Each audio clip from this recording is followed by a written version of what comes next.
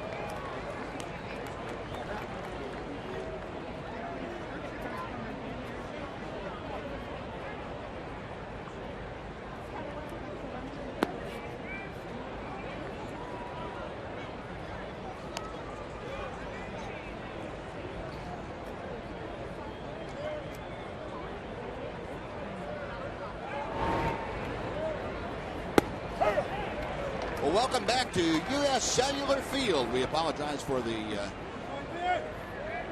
glitches we've had trying to get back on the air. The ball game just underway.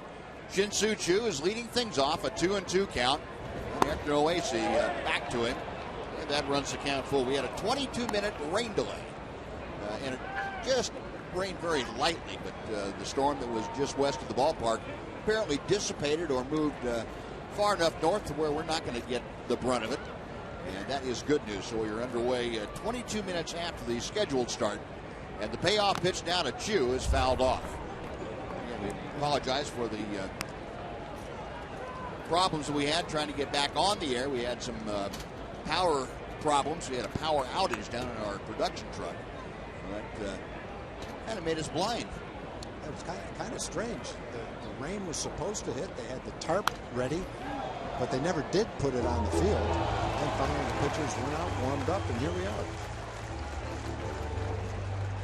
Well, we are underway. 7 pitches into the ballgame as Hector Noesi is facing Shin-Soo Choo, and Choo is leading off for the Rangers here tonight. We'll give you the rest of the Ranger lineup here momentarily.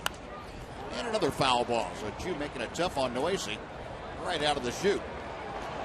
Shin-Soo, a .234 average with 9 home runs, 35 driven in.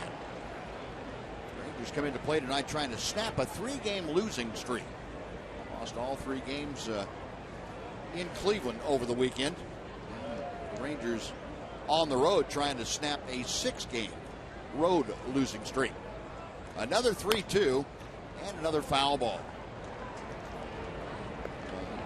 4 straight foul balls. And show you the scouting report on Hector Noesi.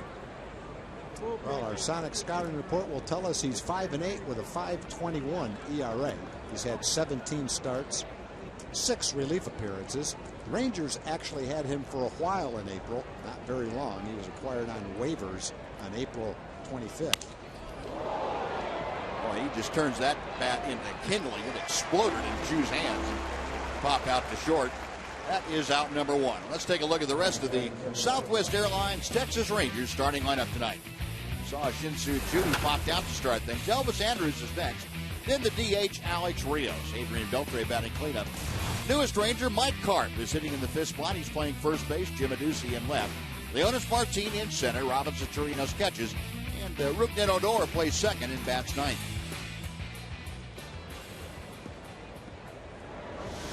Note on Mike Carp, becomes the 55th player used by the Rangers tonight, the most in Major League Baseball, and that ties a Ranger franchise record for the most players used in a season. That's not really a record you aspire to attain. Pitch to Elvis, right center field, long run in for Eaton, a dive, he can't get there, and Elvis Andrews makes it an 11-game hitting streak. That was one of those balls that usually we're saying that ball looked like it was going to fall in for a hit, but the outfielder closed on it and made a nice play. I thought that one was going to be an out when he hit it. Looked like a pop-up to the outfield, but no one got near it. Nice effort, but not much of a chance to catch that ball. Came up about 2 feet short. That's one, save the wear and tear and just catch it out of high. Yeah. And Vicietta was back there to back up Adam Eaton. So 1 on, 1 out. Here is the former White Sox, Alex Rios. I told you about Alex in our opening remarks. Tom told you that Alex really hitting well against his former club. A 6-game span, he's hit almost 350. For the year, Rios hitting .298 with 4 home runs, 44 driven in. Rangers were able to use this tandem yesterday to score in the first inning. Elvis had a double yesterday, and Alex singled him home. Let's see if they can reverse that and get a run here today. 1 ball and no strikes.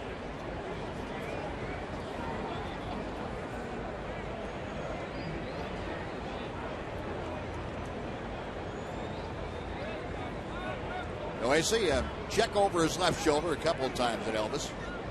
Now the right-hander is set.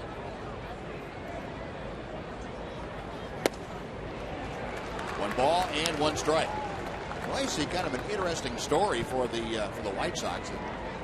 Tom told you that they had gotten him off the waiver wire from the Rangers. Turned him into a starter. Rangers had him working out of the bullpen where he had no success at all. White Sox turned him into a starter, and he's done a very good job for them as part of their rotation. Chopper slowly hit to third.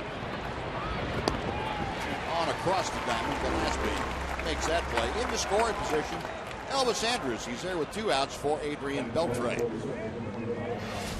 And we'll take a look at the White Sox defense tonight, brought to you by Progressive. Outfield of De Aza, Eaton, and Viciedo, left, center, and right. Jose Abreu at first, Gordon Beckham at second. Alexei Ramirez, the shortstop, and Connor Gillespie is at third, with Tyler Flowers catching.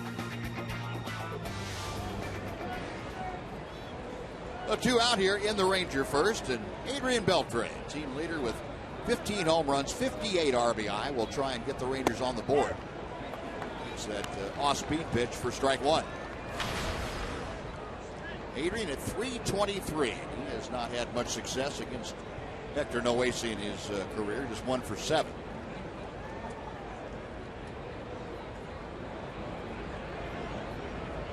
Rangers and White Sox matched up earlier in the year in Arlington. Rangers taking 2 out of 3 against the Sox. 1 ball and 1 strike. Ranger fans, as you all know, this has been a different story when they've come to Chicago the last couple of years. Rangers have had no luck at all. Here at U.S. Cellular, they've lost 2 straight and 7 of their last 8.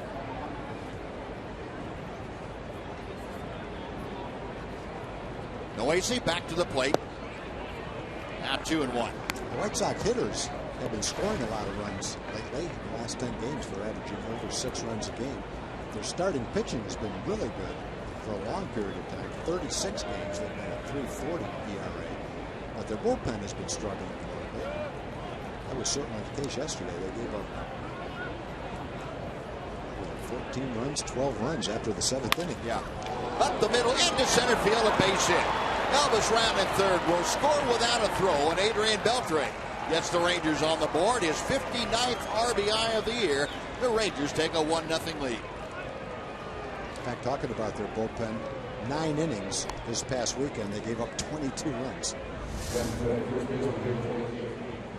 Elvis got into scoring position and pitched right out over the plate in the hitting zone. Adrian hit it pretty well. Unless he had a shot at it, couldn't get his glove on it, and the ball went by Beckham and into center field for an RBI. That's when the pitcher goes back to the dugout, a little upset with himself. Not that that was an easy play. It was a hard hit ball, and he's very close to the hitter, but he had a shot at it, at least to knock it down, keep the run from scoring. And here's the newest Ranger, Mike Carp, playing first base tonight. Carp, as you can see, a left-handed hitter. Got a waiver claim from the Red Sox. Carp had an injury-plagued first 4 months of the season with the Red Sox. On the disabled list, he broke his right foot. It's a strike for Noesi to even things up at 1-1.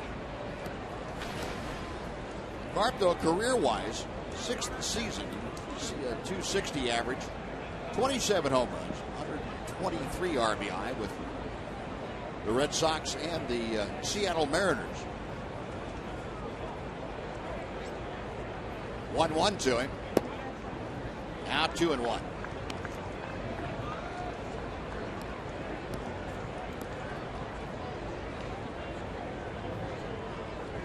Carp this year had 9 RBI in 42 games with the Red Sox. He has Beltre at first.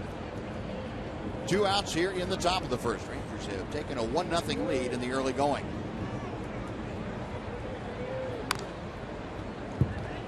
Two balls and 2 strikes after the foul.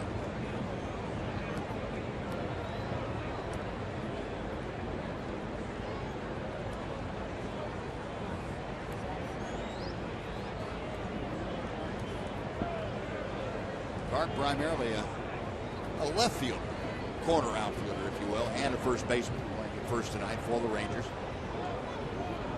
Next pitch to him. Call strike 3. Carp got admiring that fastball for Noesi, and that'll do it for the Rangers. They get on the board, though. A run on 2 hits, 1 left after a half inning. Rangers 1, White Sox coming up.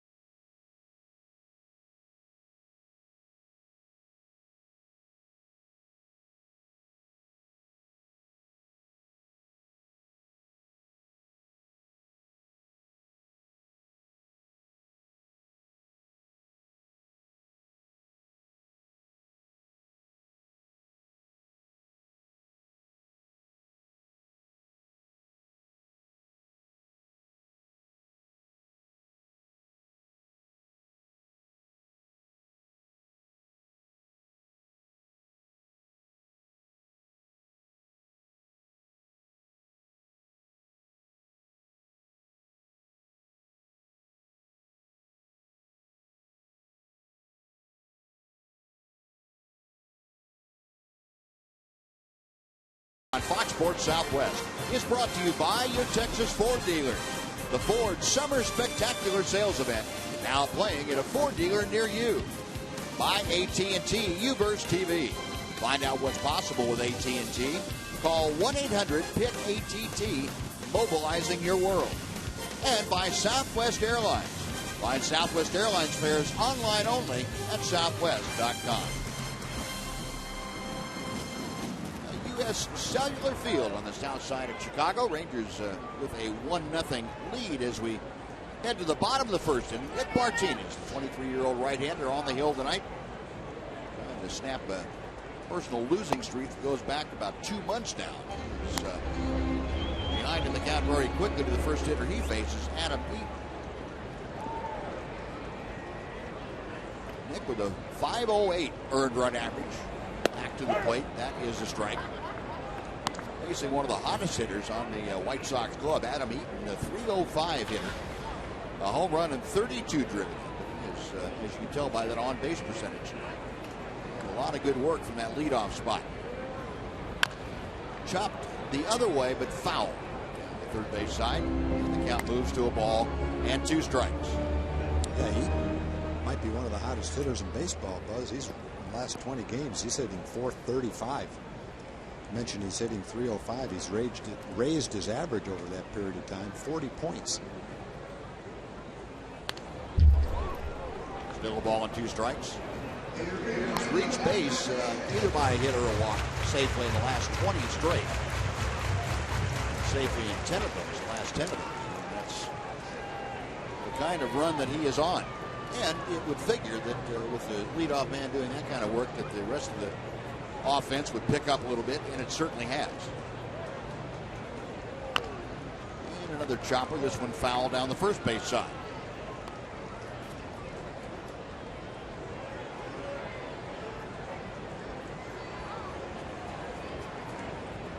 The veteran outfielder, a speedster, good center fielder, and the White Sox brought him over here with the intention of doing exactly what he's doing, batting leadoff, playing center. He lines that pitch into right center. That's a base hit. Chu over to cut it off. Gets the ball back in. Eaton aboard with the leadoff single. And we'll take a look at the rest of the White Sox lineup tonight. First baseman Nick Martinez.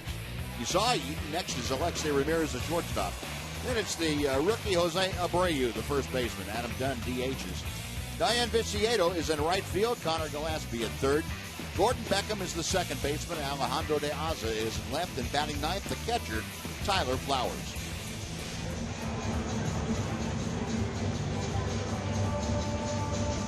Now the leadoff man, Eaton aboard. And here is the all-star shortstop, Alexei Ramirez. That at bat for Eaton was kind of a textbook at bat for someone who's hot. He fouled off the good pitches, hung in there, then he got a hanger, and he ripped it into the outfield for a base hit. He was kind of waiting until he got one he could handle.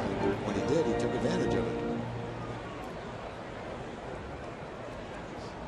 Eating at first, Mike Carp there holding the inside of the bag to him.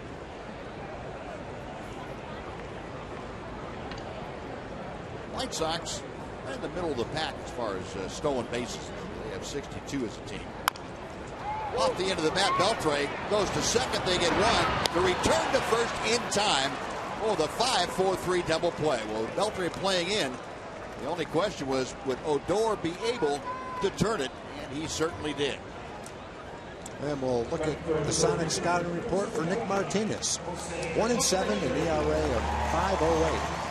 35 walks, 34 strikeouts. That's a ratio that he'll want to change a little bit. You'd like to see your strikeouts be maybe 2 times as many as your walks at least.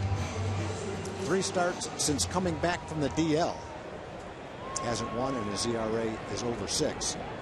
Nick has shown some streaks where he's gotten everything together, commanded all his pitches, and had a lot of success. But obviously with a young pitcher, it's still a work in progress. He does have the bases empty now after the double play, facing Jose Abreu. Abreu, the player of the month in the American League last month, and also the rookie of the month. That's not the first time that's happened to him this year. He's won both awards in the same month of April this year also. I think when you take Abreu, Dunn, and Viciedo, 3, 4, and 5 in their lineup, and add up the size, that might be the biggest 3 straight guys in any lineup. Yeah.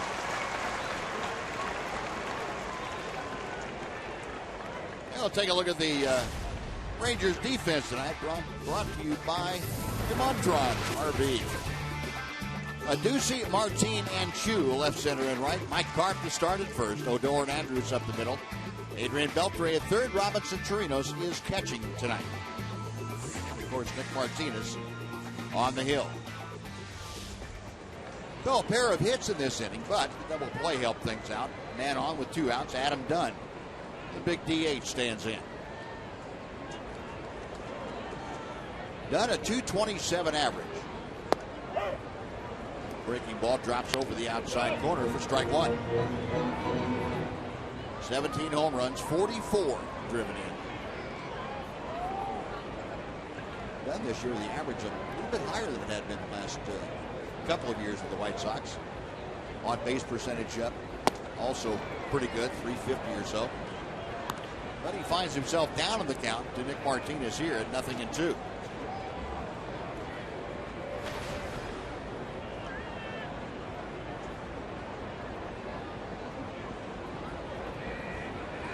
Infield in that big overshift. Left-handed hitting Dunn up there. Outfield shading Dunn around to the right also. 1-2 is that fastball. Gets in under the hands of Adam Dunn. There's a good look at the Ranger defense. Adrian Beltre playing in the shortstop spot. Elvis over there at second, and way out in shallow right field, the Rover. That's Rougned Odor.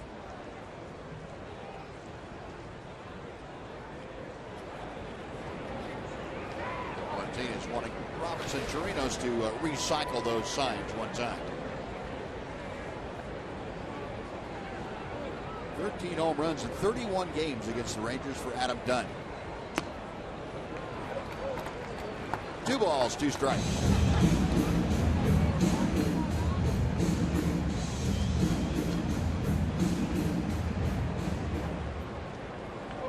Dunn this year, 3rd in the American League in walks. He was accumulated 61 of them.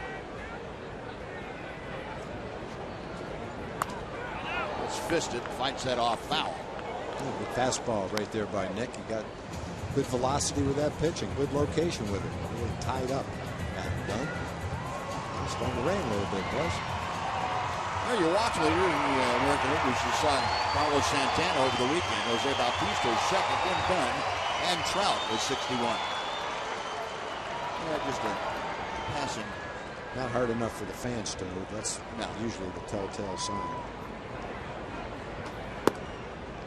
count is now full. So with 2 outs, Jose Abreu will be off and moving with the next Martinez pitch.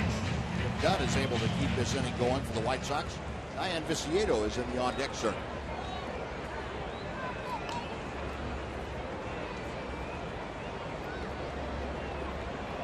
Dunn filling up that left-handed batter's box up there. Big man, and Martinez set. Payoff pitch. We'll try it again.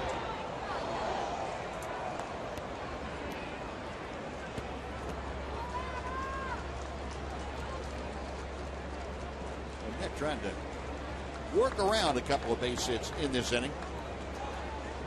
He's going to have to go to at least an 8th pitch in this at bat against Adam Dunn.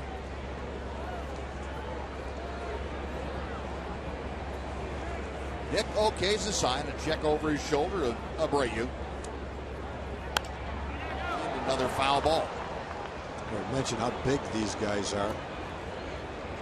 Abreu 6'3", 255. Dunn 6'6", 285. And Viciedo, who's coming up, is 5'11" and 240. So that's some beef right there, boy. It sure is. That's a large middle of the order. Dunn was a college quarterback at the University of Texas. Another 3-2 coming. Got him swinging. Foul tip into the glove of Chirinos. Martinez able to work her in first. No runs, 2 hits, 1 left. After 1, Rangers 1, White Sox nothing.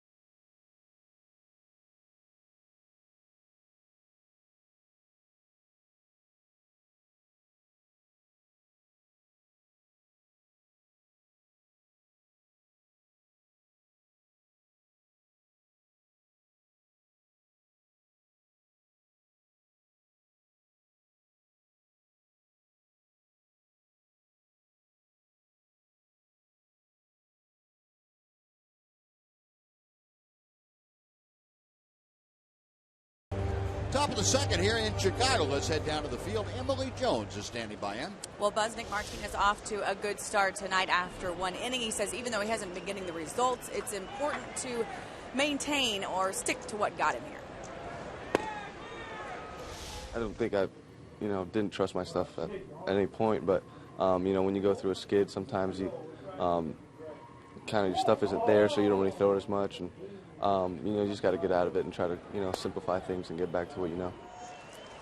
And Nick says even though the results and the success hasn't come, he is gaining confidence by exactly just how to pitch at this level, how to make the adjustments. And granted, it's difficult to take his lumps, at this level when the team does need him. He realizes that each one of these times out, regardless of what the score sheet says, he's gaining something from it.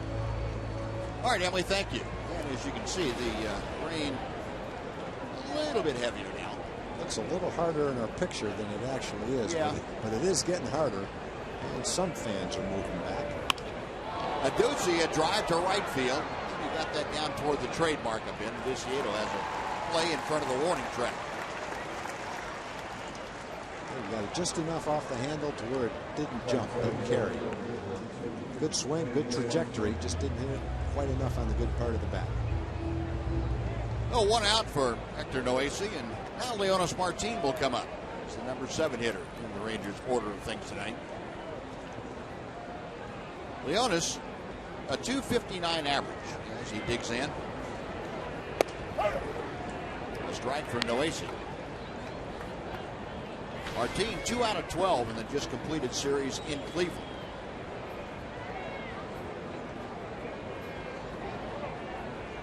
Be interesting to see what Ron Washington decides to do the next couple of days. The White Sox have left-handers, John Danks and Chris Sale starting.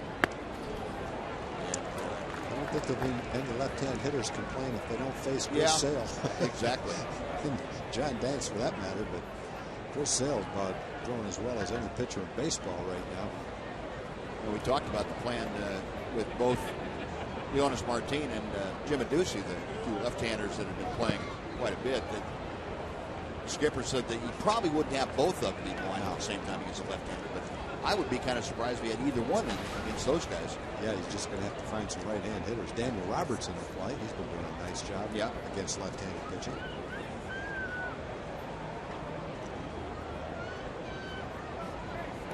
And that breaking ball in the dirt. So the count evens up at 2-2. Note that left-handers this year against Chris Sale are hitting $1.25, 125. Well, let's see. We've got 3 extra men: Aaron Sibia, Robertson, and Rosales. 3 right-hand hitters, and we have 1, 2, 3, 4, 5 left-hand hitters in the lineup. So 2 left-hand hitters are going to be out of luck. They're going to have to play. They're going to draw straws. Payoff pitch, got him swinging. Noesi with the off-speed pitch, and Martin gone on strike. Second punch out for Noesi, 2 away. The folks, the Rangers would like for you to join them in honoring the former team president and ambassador Tom Schieffer. Texas Rangers Hall of Fame luncheon that's coming up on August 22nd. It's brought to you by Dr. Pepper. It'll be at the Arlington Convention Center. You can hear his stories about the construction of Globe Life Park and behind-the-scenes stories from his years with the ball club. To purchase tickets, visit TexasRangers.com/Hall of Fame. 2 out here on the Rangers' second inning. And Robinson Chirinos takes strike 1 from Noesi. Chirinos a .234 average with 9 home runs and 29 RBI. He's done a lot of work on the road as far as power goes. 4 of his last 5 home runs for Chirinos have been on the road. Chops this one to the right side. Nice play by Abreu. Underhand, and Noesi missed the ball. Noesi trying to find the bag before he had the ball in his glove and lost sight of it, and the ball skittered right off the top of the glove. Oh, nice play by Abreu. Remember, he's a big guy over there, 6'3", 260 pounds, and he went after that with quick reflexes, got the ball, flipped a soft one to Noesi. You can see exactly what he did, Buzz. Just what you said. Watch his head. He's looking at the bag, thought he had the ball, but he didn't get it. Boy, that's a textbook example of keep your eye on the ball. Yeah. But it's tough when you got to keep your eye, have to keep your eye on the ball and the base too. That's why all the drills you do in spring training is catch the ball first, then find the bag. Right. And that's exactly why. So it goes as an error charged to Hector Noesi. 1 on with 2 out. Rougned Odor now, the number 9 hitter up there, batting at .255. The White Sox, that is their 75th team error. That ball hit well down the right side, deep to right, and gone. A home run for Rougned Odor just inside the foul pole and just over the wall. A 2-run blast. The Rangers lead it 3-0. Well, it's impossible to tell from our angle whether that ball was going to stay fair or not. It did stay fair and just snuck right over the top of the fence. 336-foot home run. And boy, that's 1 pitch after missing that out at first base to get out of the inning, and 2 more runs are on the board. Fastball inside part of the plate. Woodward hits a line drive just barely out of the ballpark. Odor's 4th home run of the year. The only question was that going to be high enough? And the way it just did, it scraped the top of the wall, but it got out. And now Chu chops a pitch foul. That evens the count at 1 ball and 1 strike. So Odor, with a 2-run blast, has given the Rangers a 3-0 lead. And Odor now with 24 RBI. Alessi will be thinking about that play at first base. Should have been sitting in the dugout.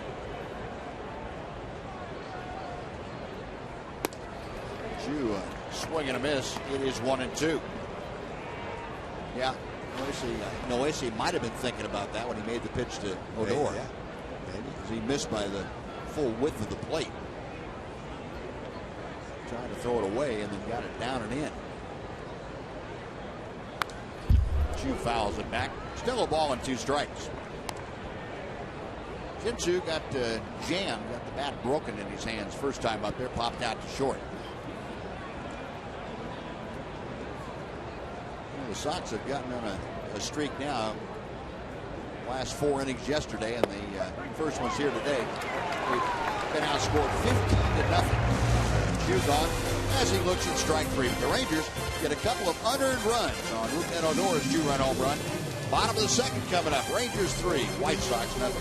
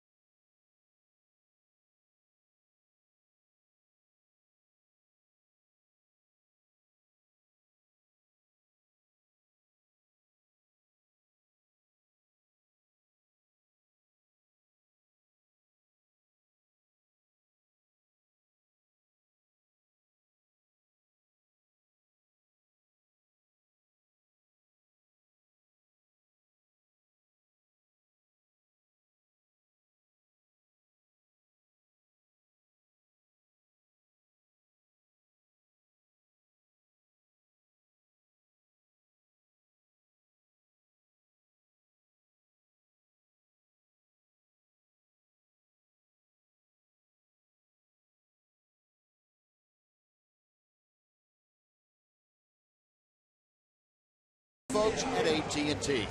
Just use hashtag Southwest Fan Photo, and your photo might be selected to be aired during the season. We'll have our selection for tonight a little bit later on this evening. Well, the Rangers jumping out to a 3-0 lead here in the bottom of the 2nd inning. Diane Viciedo getting off. And Nick Martinez pours in strike 1. Viciedo hitting at just .234. 13 home runs, 40 RBI. He's very much a force in the middle of that order. Hammers this one foul down the left side. Viciedo tomahawking that hanger from Nick Martinez. There's several Cuban right-hand hitters who strike a little fear in you when you see them at the plate. Viciedo is one of them. Cespedes is another one, and of course Abreu's the latest. Big, strong right-hand hitters. And a big, strong swing and a miss from Viciedo. He is gone on strikes. That is 1 gone. 2 strikeouts in a row. He's got 2 of the big guys. Adam Dunn and Diane Viciedo. 2 fastballs right by both, and that pitch is right down the middle of the plate. There is. Now, baseball's funny, Buzz. If he lit that pitch up and hit a double in the gap, we would have been saying, well, that's what you get. Pitch. You threw the ball right down the middle of the plate. But when he misses it, nice pitch. Yeah. I gotta plead guilty to that. Well, sure, we all do. But you know what? That just goes to show you, not every pitch you throw in the middle of the plate gets hit out of the ballpark. Right. A lot of them do, but not everyone. I guess all you have to do is watch batting practice. They throw them 60 miles an hour right down the middle of the plate, one right after the other, and every one of them doesn't get hit. That's for sure. Gillespie cued one over to Adrian Beltre, who threw him out very quickly. There are two away here in the White Sox second inning, and Gordon Beckham coming up. Yeah, you watch guys in BP, the number of base hits or things you think would be base hits in the ball game. Maybe half the time, half the balls they hit. Yeah. Maybe. And that's just the BP. Yeah, that's knowing what's coming, and it's straight down the middle, and it's 60 miles an hour. Beckham struggling a bit offensively this year. 226 is the average. He has had some significant problems of late, especially. He's hitting just 140 in his last 24 ball games.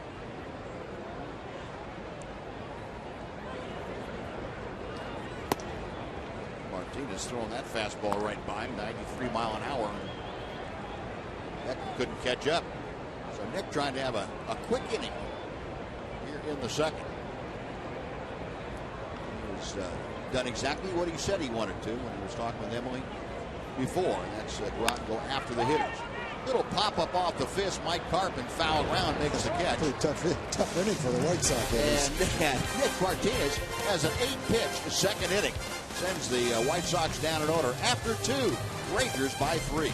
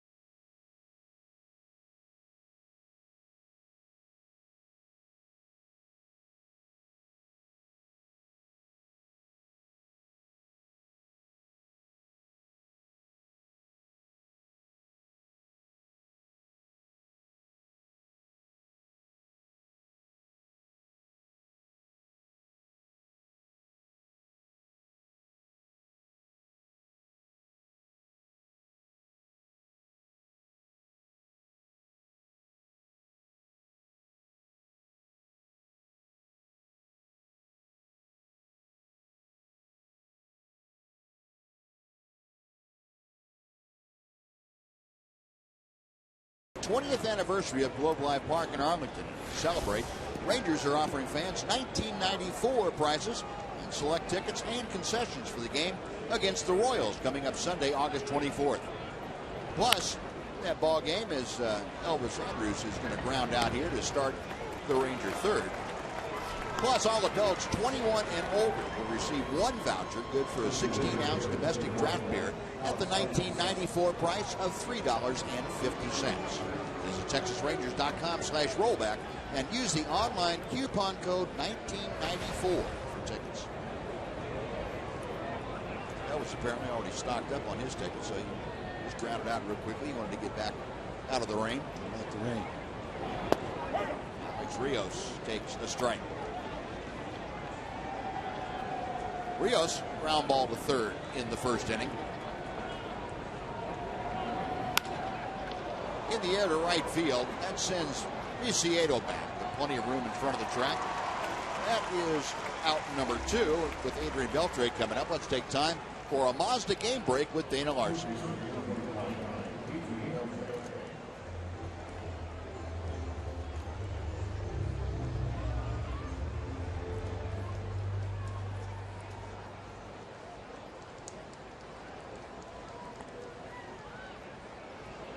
All right, Dana, thank you.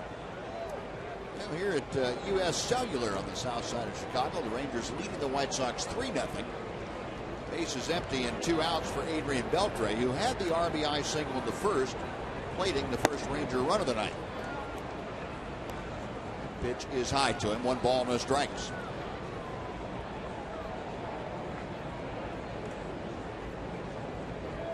Noisy to the line. He's the right-hander coming back with another pitch up above the strike zone. 2 balls and no strikes. Beltre now 4 out of 11 on this trip. As you can see, that season average now 324.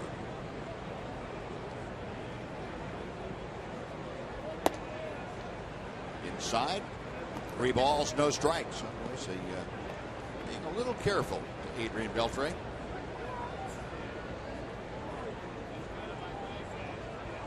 Right-hander back to the plate. And Beltre with a green light on 3-0 pops it up. Beckham, the second baseman, peering up between the raindrops. Makes the catch. And Noisy, like his counterpart Nick Martinez, only 8 pitches to get rid of the Rangers this time. 1, 2, 3 and out. 3-0 Texas.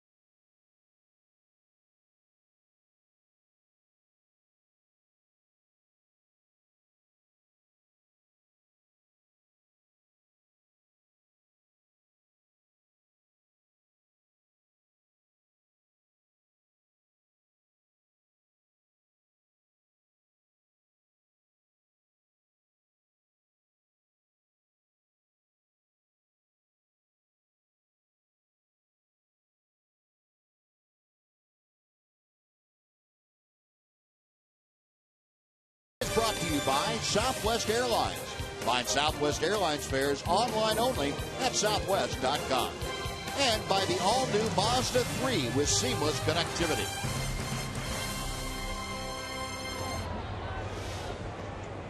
And Nick Martinez with a 3-0 lead to protect as he heads back to the bottom of the third. Alejandro de Aza to lead things off. Tyler Flowers and Adam Eaton to follow. De Aza, a 242 average. Takes the first pitch high and outside for ball 1. 5 home runs, 30 driven in. De Aza providing Robin Ventura's club with a little bit of speed down at the bottom of the order. 1 ball, 1 strike.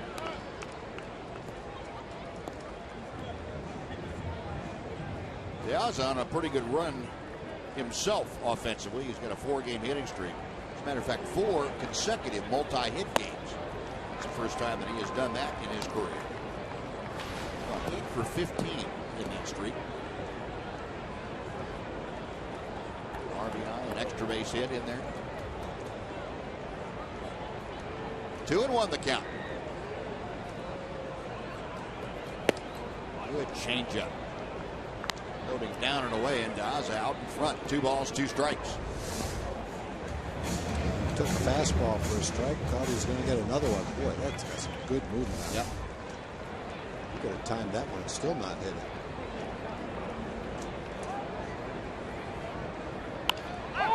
That time Nick got inside and a little pop-up. Boy, That's 3 of the weakest at bats you could ever see right there. Well, you won't count the strikeout, even though that's weak or not. It was a good at bat for Nick. But the last 3 hitters, Gillespie, a little dribble at a third, a broken bat bloop at a first, and this little jam shot that doesn't even get out of the infield practically. Nick's making some really good pitches in the last 4 hitters. Change of speeds effectively, setting up that pitch right in on the fist that last time to Daza. Now Tyler Flowers, the catcher. Flowers with a 245 average. He has some pop, though, 7 home runs. Goes after the first pitch and hits it high. And deep to right field. Chu back at the wall. He leaps. And it is in play, apparently. It bounced straight up in the air. I thought it had gone out and bounced back in, but that was not the case. Second base umpire Jordan Baker out there to give it the palm down safe sign, indicating it was in play. And now Robin Ventura is going to go out and check with the second base umpire.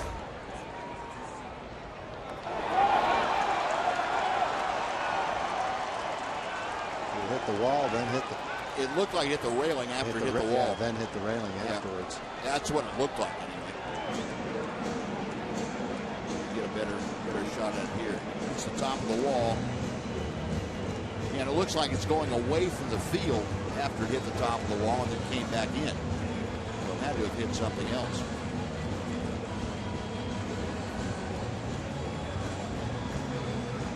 Now they're going to take a look at it. Now, a home run call like this doesn't need to have a challenge.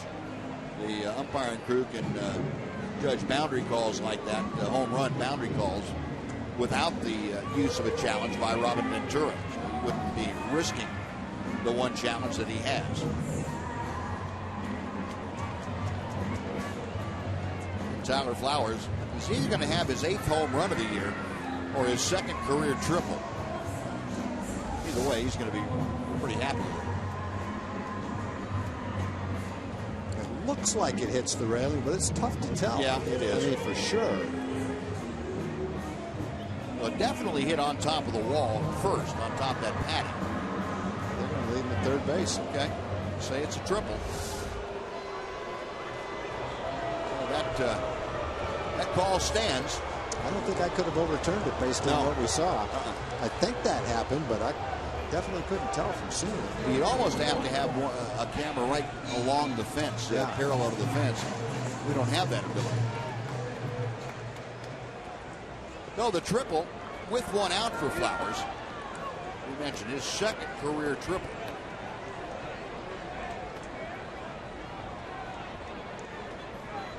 Rangers up by 3. We'll play the infield back. Adam Eaton, the leadoff man, is up there. Takes ball 1 down and in. Eaton fouled off 4 pitches. His first at bat, finally got one he could handle and singled to right center. It's turning out to be a nice trade for the White Sox. It was a 3-way trade with Arizona and also Anaheim. Hector Santiago ended up in Anaheim. Mark Trumbo ended up in Arizona. There were other players involved as well. Tyler Skaggs. And Adam Eaton was the guy the White Sox wanted. They wanted a leadoff hitter, and they felt that he could be the guy. Based on what they're seeing right now, they've got a pretty good one. The changeup is just outside. Eaton eyeballing that into the glove of Robinson Chirinos. And he is in front of the count now. 3 balls and no strikes. So Eaton has extended that streak to 21 straight games of reaching base. Martinez from the stretch. Throws strike 1. Eaton, the number 1 man in the order, will be followed by the shortstop, Alexei Ramirez. Martinez okays the sign. Nick is ready. A check at third. In the dirt, ball 4.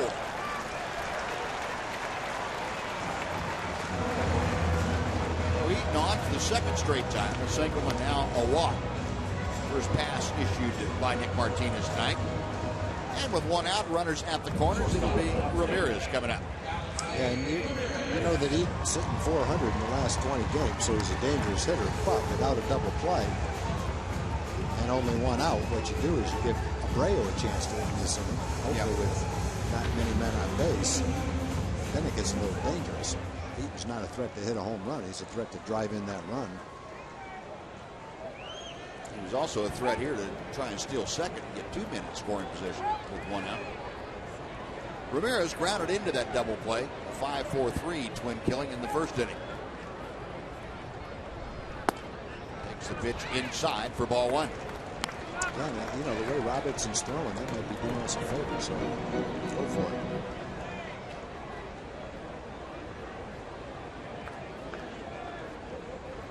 Chirinos leading all qualifying catchers in the American League, percentage-wise of throwing out runners. Just under 40%. There's a strike. That even syncs up to Ramirez now, 1-1. Alexei Ramirez with a 6-game hitting streak intact coming into this game. Ramirez is hit into 18 double plays. He's already hit into 1 back in the first inning. It's inside, 2-1. Eaton over there at first, kind of measuring his lead. Tried to get a jump that time. 1 step towards second, putting the brakes on. 2 balls and a strike. Our pitch tracker showing you the location of those last several pitches.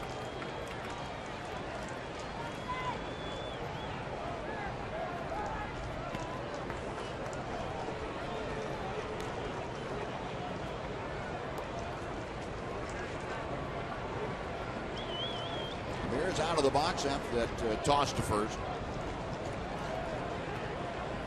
Let's say the first White Sox shortstop to be honored as an All-Star since Ozzie Guillen in '88. Martinez okays the sign, a check of first. There goes Eaton. Pitch is taken. The throw is high, and Eaton in safely with a stolen base. It would have taken a perfect throw, and the only surprise is probably that Robinson didn't make a perfect throw. It seems like he makes one almost every time, but the ball is down. It's not an easy pitch to throw. Strong throw, but a little high. If it's right on the bag, maybe he's got a shot at it.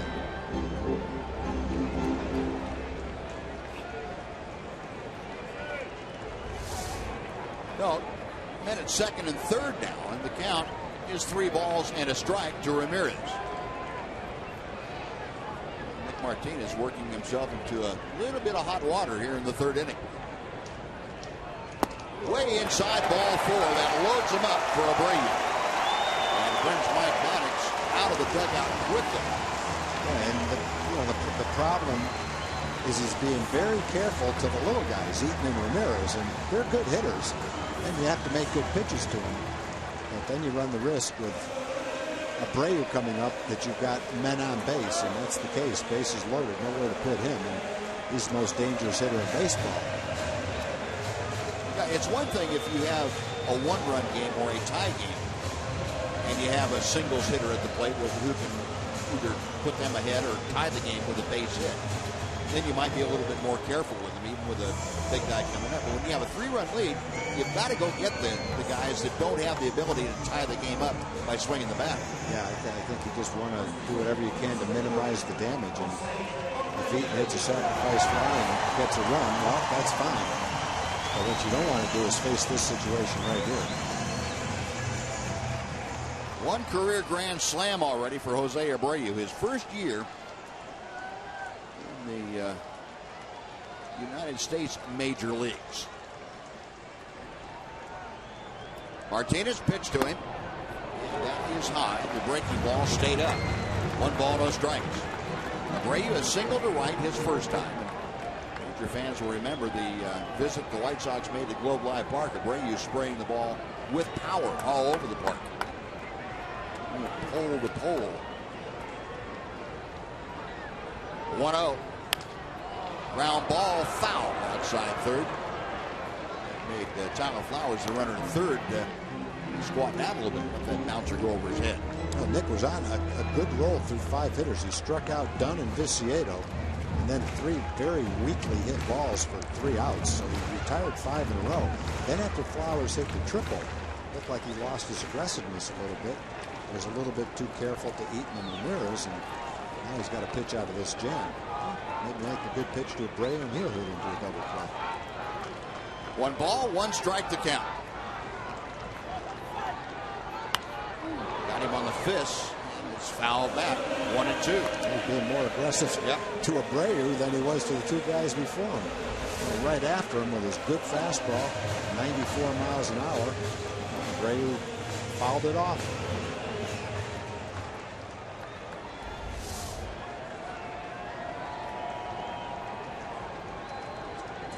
Abreu with the average at 306. Has Flowers at third, Eaton at second, Ramirez at first. 1 out, Rangers leading 3-0. Up the middle, base hit to center field. 1 run is home. Around third, coming in to score is Eaton. It's a 2-run single for Jose Abreu, and the Rangers lead has been cut to 3-2.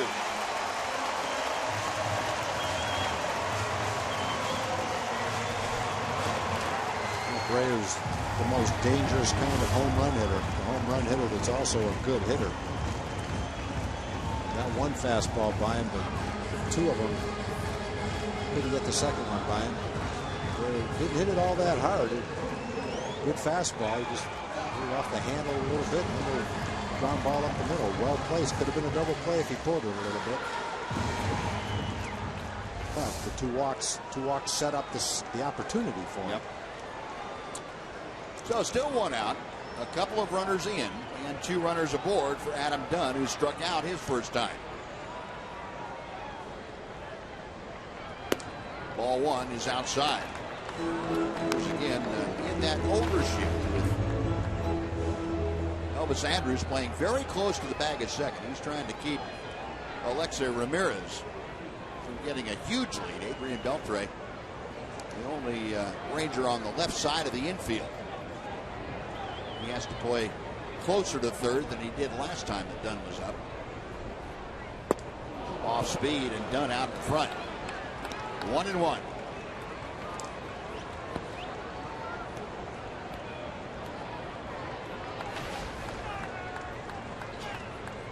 Adam Dunn this year, runners in scoring position, about 25 points better average-wise than he is overall. He has Ramirez at second, Abreu at first.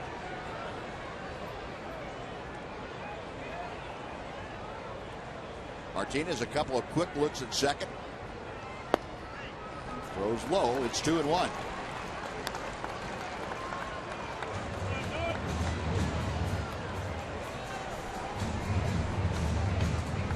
Pitch tracker, or Fox pitch tracker, showing you that number 3 could very well have been a strike at the bottom of the zone. Outside corner. 2-2.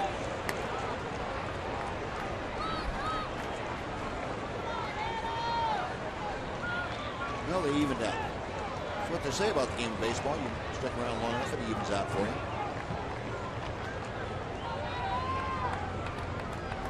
Two balls, 2 strikes. Martinez. A letter high set. The breaking ball is poked foul down the left side, back into the seats. We'll try it again. Nick Martinez struggled a little bit this inning as far as command is concerned. And a total of 25 pitches, 13 balls and 12 strikes. Trying another 2-2 pitch to Dunn. Now full count.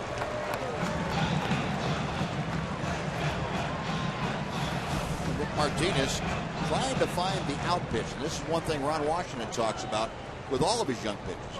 These guys have to figure out what they have to do as individuals to get out of jams like this. You can get into them, but until you figure out how to do it. Runners on the move, and a reach for a sky ball to right center field. Playable as Leonard Martin camps under it. And he fires one to the cutoff man, Elvis Andrus, just to make sure that Ramirez stays at second. Well, Martinez got done to reach for it. Flies out. 2 gone. Diane Viciedo coming up.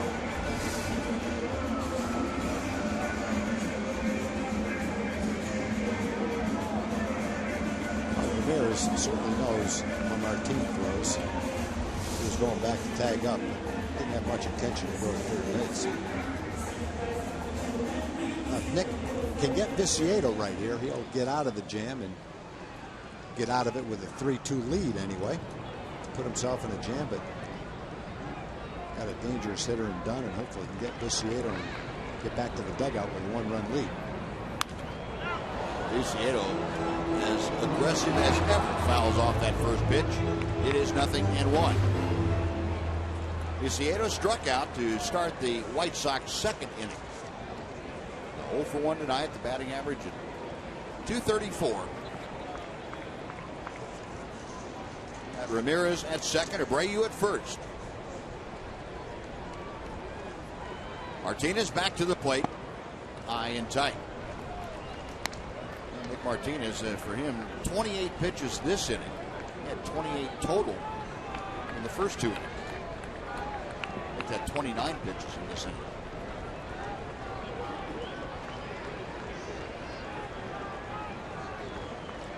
Studying the signs from Robinson Chirinos. Right-hander is ready. Breaking ball, and Viciedo all off balance. Couldn't do anything had it been a strike, but it was low. This inning's breakdown. 16 balls, 14 strikes, 30 pitches for Nick Martinez. 2-1, the count to Viciedo.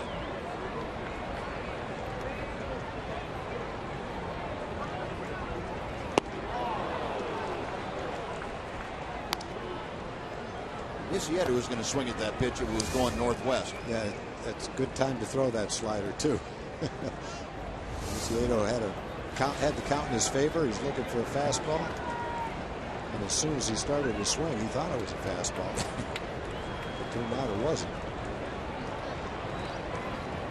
Got him swinging. Good slider. Yep. That's a good pitch out of it. No, Nick Martinez able to minimize the damage. The 2 runs on 2 hits and 2 left for the White Sox. Good strikeout of Viciedo finished them off. We'll go to the 4th inning. It's the Rangers 3 and the White Sox 2.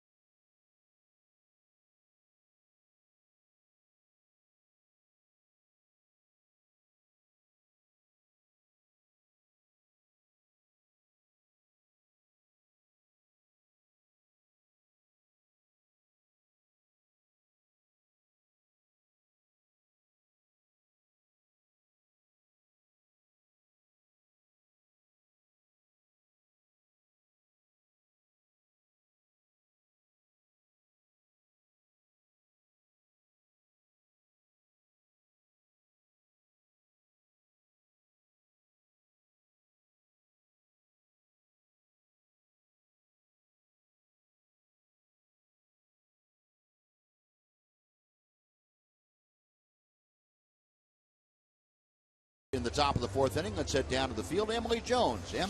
Well, Buzz, as you and Tom mentioned, Mike Hart making his Ranger debut tonight at the plate currently, and looking forward to the opportunity to get things going with the Rangers.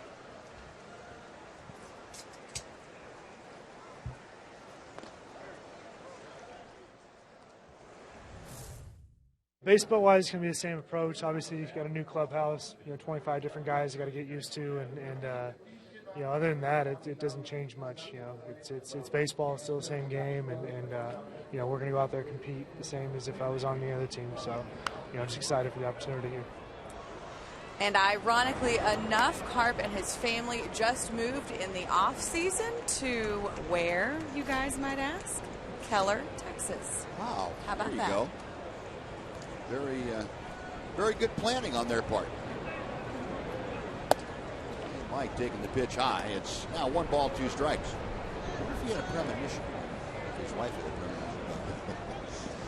He's just always died to go on the Ranger Caravan in the wintertime. Yeah, there you go. 1-2 pitch. That's high and inside. 2 balls, 2 strikes. Carp struck out his first time in a Ranger uniform tonight. 0 for 1, 195 the season batting average. Noesi back to the plate. 3-2. Well, Mike Carp trying to get aboard to start the Ranger fourth. Jim Adduci, the left fielder, is next.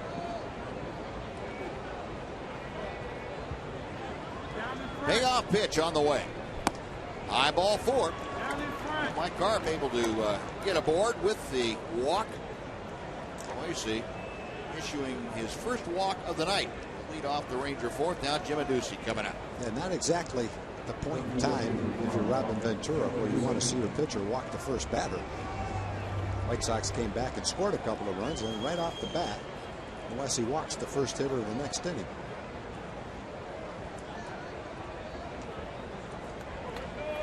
Adduci, a fly ball to right. And there goes the runner Carp from first. Stepping on the bag is Abreu, but he has no throw to second. Carp moving on the pitch was all the way down there before Abreu could make the throw. So it works as kind of like a sacrifice. Only difference is Adduci gets the credit for an at bat. Well, if he hit the same ball and he wasn't running, it would have been a double play. But on the hit and run, you can see Carp looking in. That's usually a sign that it's a hit and run. Adduci hit the ball hard, but with the first baseman holding the runner, he was right there to catch it, even though it was right down the line like that. Well, Carp now in scoring position, 1 out. Here's Leonis Martin. Tyler Flowers having to drop down to his knees to block that pitch. Martin, a strikeout the first time that he faced Noesi. Noesi tonight has struck out 3. I mentioned that walk to Carp, the first that he has surrendered. A check of second. Noesi gets a pop-up on the left side of the infield. Straddling the foul line, now moving back into fair territory. Gillespie makes the grab. That is out number 2, and Robinson Chirinos will be next. Folks, when the Rangers get back home, the Rays come in for the 3-game set.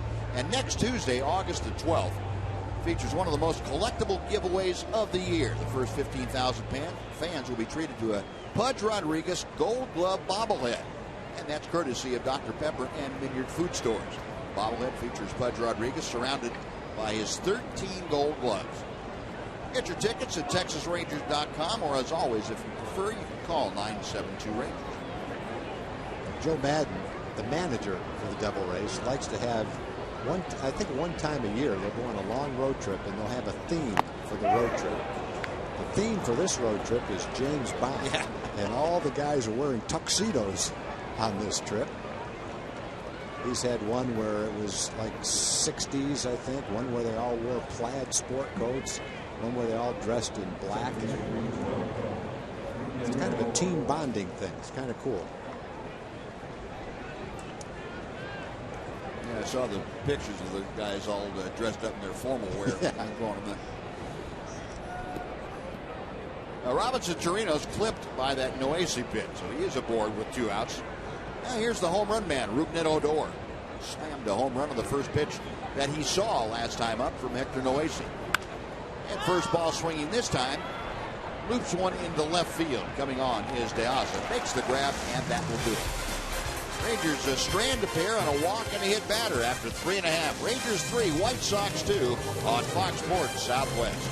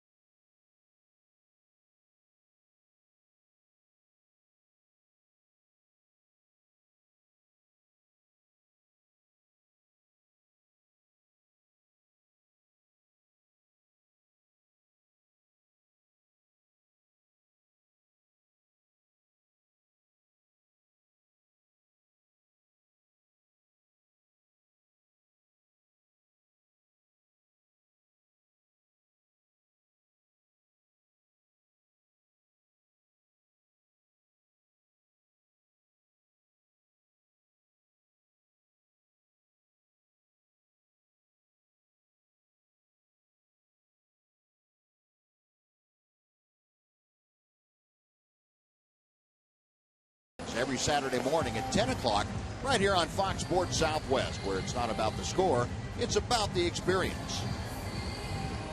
Now, the rain has abated here at U.S. Cellular. A muggy evening now. The crowd appropriately dressed, not a cold night by any means. Very comfortable.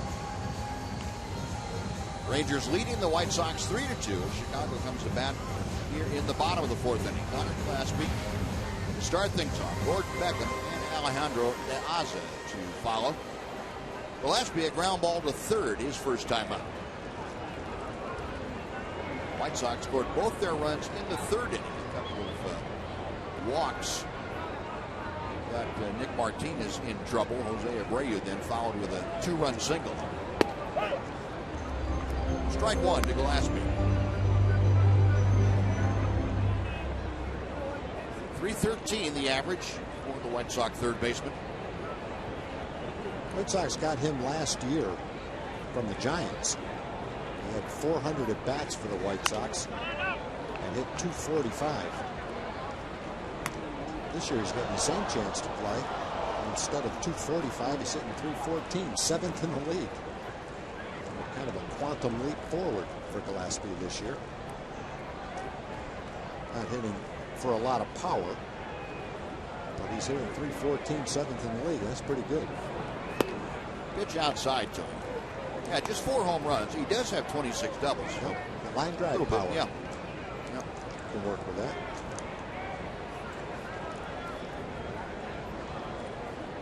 One ball and 2 strikes to him. Martinez trying to get the leadoff man here in the fourth inning. And that ball popped up to shallow left field. On comes Jim Adducey. He calls off Elvis. That is out number 1. A good pitch by Nick to get Gillespie. And now he'll deal with Gordon Beckham. Beckham fouled out. Actually got jammed pretty badly. Fouled out to Mike Carton, first baseman. First time up there. Beckham hitting just .225 as he stands in.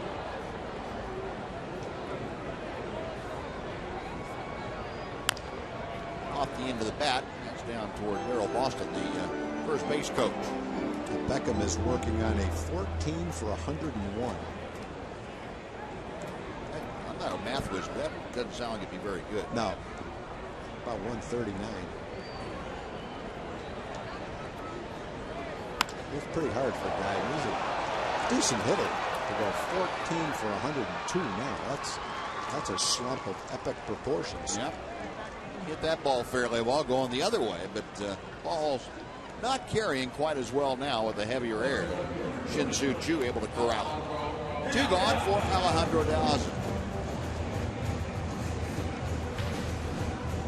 Breeze is kind of turned around, blowing in off the lake out of the northeast. The air noticeably more moist, not dripping, but just heavy feeling.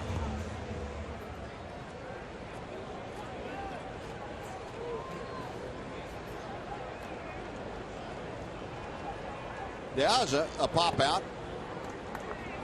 His first time. He takes the pitch low for ball 1.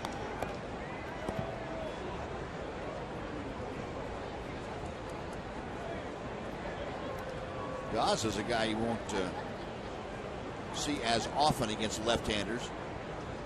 He's a .280 hitter against right-handed pitching. .091 against southpaws. We're talking about Rangers using fewer left-handers with Danks and Sale coming in. Same thing applies to lefties start against the White Sox. You don't see De Aza as often. Martinez with a 1-1 pitch.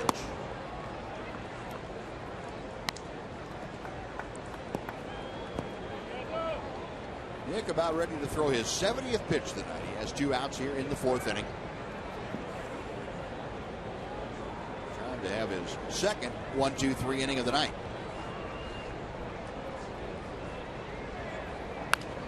That's out of play. And the count evens at 2 balls, 2 strikes.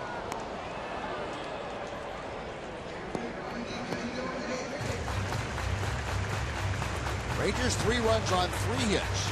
They were aided by an error on Hector Noesi back in the 2nd inning. White Sox 2 runs on 4 hits.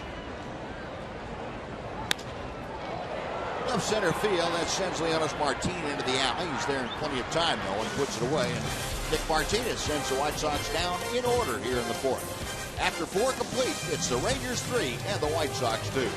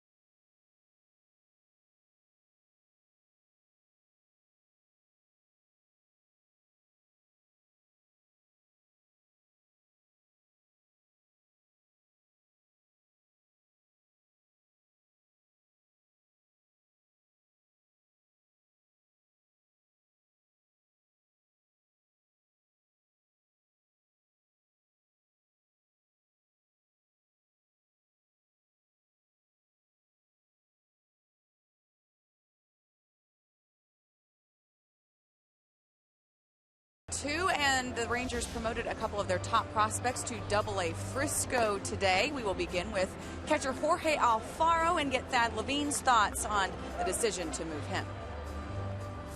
With regards to Alfaro, we put together a plan for him that if he'd followed, the carrot was that he'd get an opportunity to finish the season at Double-A, and he's come through that with flying colors. So the player development guys had identified specific areas defensively and offensively that he needed to show improvement on, and for the most part he was able to do that. And so we wanted him to finish the year at Double-A, get a taste of the competition level up there, so that we can go into the offseason, go into next spring training with an open mind to where he could start next season. So Alfaro goes from Myrtle Beach to Frisco. Meantime, the outfielder Mazzara went from Hickory straight to Frisco, and the feeling there was that he is one of the most mature players in the organization. He had great success at Low A, and they wanted to see how he would respond by skipping a level. No guarantees, as Thad mentioned, on either one of those guys where they start next year, but they wanted to see how they would perform the last couple of months at the Double-A level, guys. All right, and thank you. Yeah, it's fun to keep an eye on these younger players and see how quickly they can move up and see what kind of success or what kind of problems they have as they advance 1 or 2 levels. I think you find that the better players have a shorter adjustment period than guys that aren't quite as adept. Is that what you found, Tom? Yeah, no doubt about that. And I think you also find that that's a big jump from A ball to Double-A. The caliber ball, the experience of the players at Double-A is such that if you can make that jump and hold your own and play well, that's a real feather in your cap, because it's not that easy to do, especially when you're as young as those 2 kids are. Is that the biggest single jump that there is? I think most people feel that way. I think it is, for especially when you're only 19, 20, and 21 years old. I think the caliber of ball, the experience of the players, the ability of the pitchers to throw a number of pitches for strikes just makes it a real challenge for young hitters. So it'll be very interesting to see how those 2 young kids do at that level. It's a good challenge for them. Jin-Soo Choo draws the leadoff walk. Did a good job of working that count against Noesi, and was down in the count, came back and got the leadoff walk. So now he's aboard for Elvis Andrus. Elvis 1 for 2, singled and scored in the 1st inning. Last time up, grounded to 3rd. We'll see if Ron Washington decides to use this tandem to get something going. On many occasions this year he has done so. We'll take a look at the 4 leaderboard, the current hitting streaks. in the American League. Joe Mauer with 12, right behind him, Elvis Andrus and Adam Eaton. Both Elvis and Eaton have extended their streaks tonight. I can remember way back when our AA team was in Tulsa, and they really struggled in the first half, had a terrible first half, and so we wanted to try to do whatever we could to make them a stronger team in the second half. And right after the draft, two of our highest draft choices were Steve Buechele. I think Steve was a 5th round draft choice. He went to Stanford. And Mike Rubel was our 2nd round draft choice. He was a big power hitter, maybe from Cal State Fullerton, something like that. And we just decided to send both of those kids right straight to Tulsa. Not A-ball, just let's see if they can handle it. They're both mature college players, mature kids, and they each went there and played great, and Tulsa won the second half championship. And so they never saw A-ball, and I'm not sure if they went back to Tulsa the next year or went to AAA the next year, but based on the maturity of the player, the level that they played in college, it didn't seem like that big a risk based on the makeup of the two players. And sure, their Boo's career took off from there, and a short time later he was in the big leagues.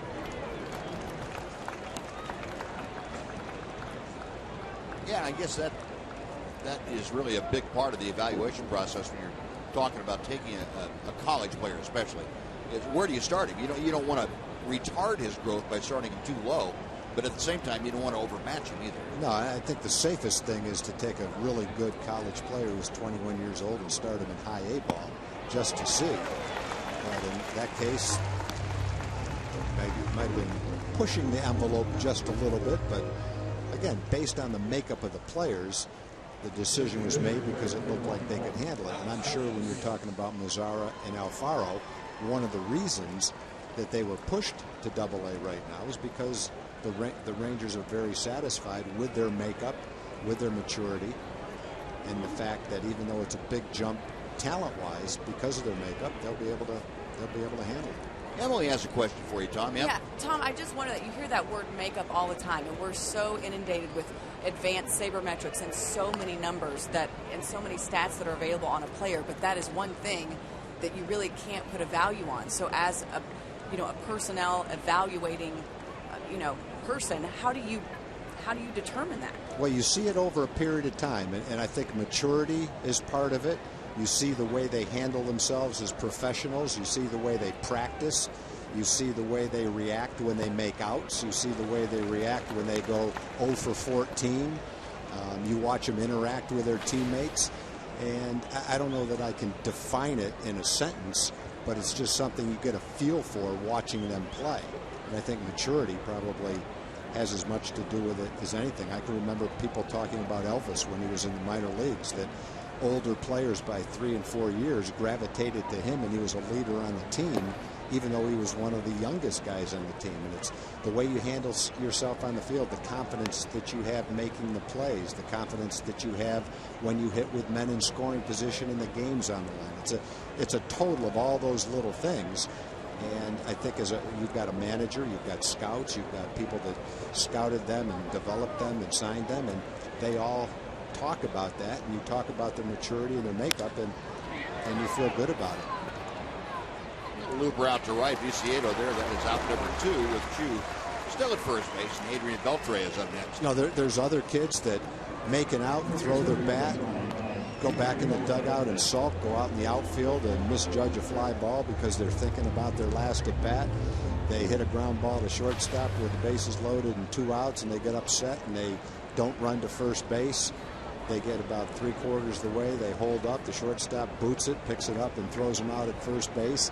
It's not any one big thing. It's all the little things that go into it. Maybe it's how you interact with your teammates on the bus, driving to the next city 4 hours away.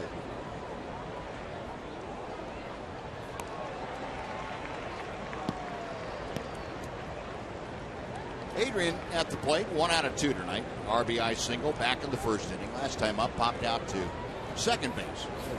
Shin-Soo Choo at first, who led the inning off by walking and had a strikeout and a fly ball later. He's still there. The other thing it is, Buzz, it's if you've got the good makeup, you're one of the guys who, when the game's on the line, you want to be up to the plate. Beltre to dead center field. Back at the wall, Eaton, he leaps and makes the catch. Can't tell if he brought her back in the ballpark or took it right off the top of the fence, but that ball was smoked by Adrian Beltre, and a great play by Adam Eaton, the center fielder. Well, this prevented the Rangers from scoring, and that was going to be out of the ballpark. No runs, no hits. The Walker left stranded. We're halfway through the game. Rangers by 1.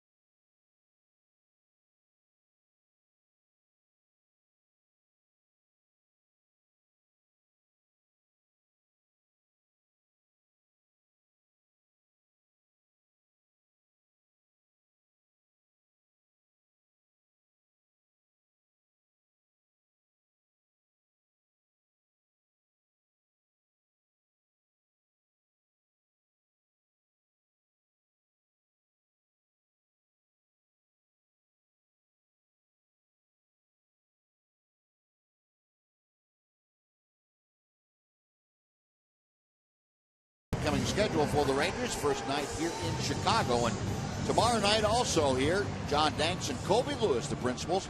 And the Rangers and White Sox finish it up with a matinee affair on Wednesday afternoon.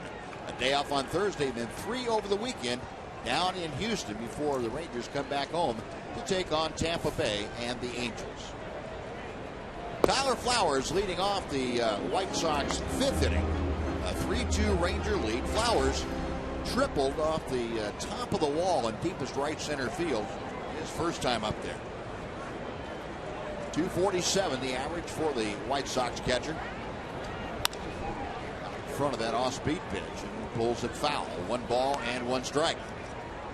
As we were talking about makeup, and there's so many things I think that enter into it. Other things might be, is he team oriented? Does he do the little things to help his team? Is he coachable? Does he listen to criticism and good coaching? Because very seldom do 17, 18, and 19-year-olds. Deep left field, gone. I might have gotten out of the ballpark as quickly as any home run we've seen all year. Yeah. Tyler Flowers with his 8th home run of the year. And we've got a tie ball game. It's 3-3.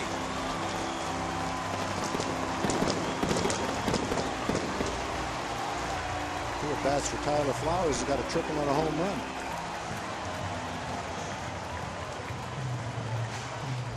Got the toughest ones out of the way if you want the cycle.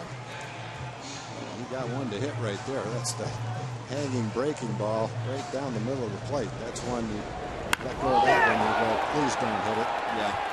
But you know it's got a pretty good chance of being hit hard when you leave it up there. Not where Nick was trying to throw that ball. That completely over the bullpen on a line. Tyler Flowers muscling up. Here's Adam Eaton, who has been aboard both times tonight. Takes a strike that evens things out at 1 ball and 1 strike. Eaton singled in the first and walked at a stolen base and scored in the 3rd inning.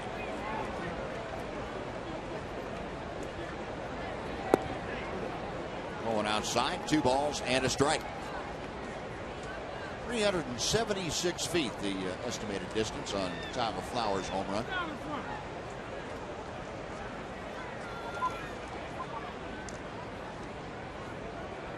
Martinez backing off the pitching rubber. We'll go through the signs one more time. 3-1. Nick, looks like he's speeding things up a little bit after that home run. And that's something that happens to you. You need to be able to slow the game down in your mind without changing anything else. And Martinez with the walk to Eaton. The second time Eaton's drawn the walk. Robinson Chirinos going to go out there and have a chat with the 23-year-old. The last time Eaton walked, it was right in the middle of a rally. He also stole second base in that same inning. So he's a threat right now. Robinson saying, give me another shot at him and give me a better pitch to throw on. Yeah. I'll take care of him. A 1 on, still nobody out. Alexei Ramirez has grounded into a double play and walked tonight. 0 for 1. Martinez, a glance at first as he sets.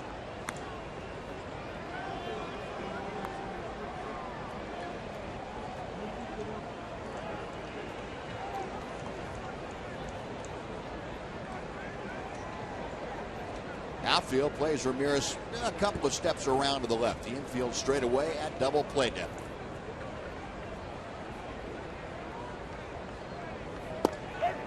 Ramirez taken all the way and strike one.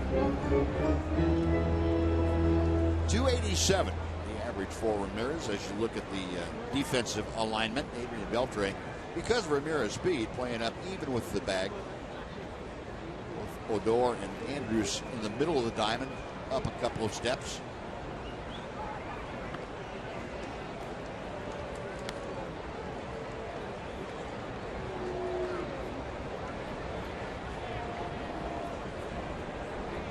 Eaton stepping that lead off. His 12th stolen base of the year back in the third.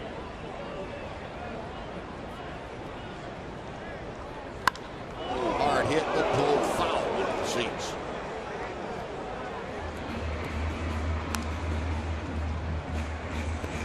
Those folks down there, Tom, followed your advice and brought their gloves.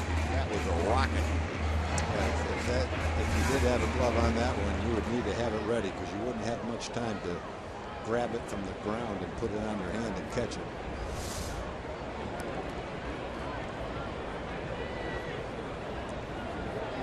Someone got hit, but hopefully they're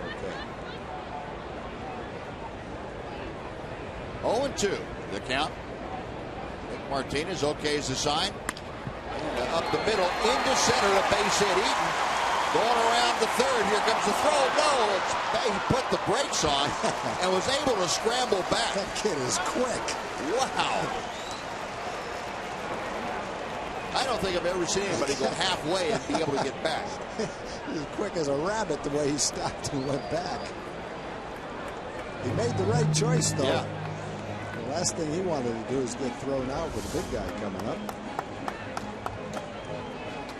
I thought he was going all the way.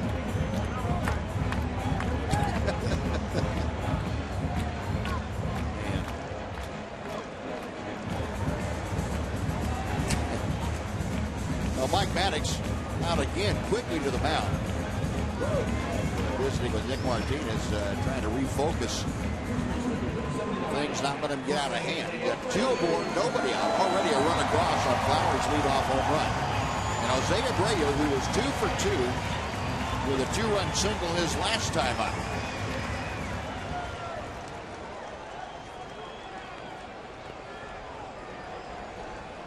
Abreu now with 86 runs batted in this year. First pitch low and inside for ball 1.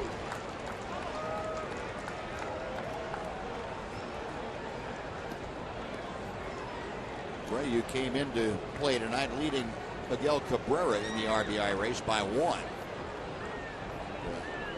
Abreu's added those 2 tonight. 2 more teammates on base here. As Martinez, a little inside move, making sure that Eaton didn't have a walking lead at second.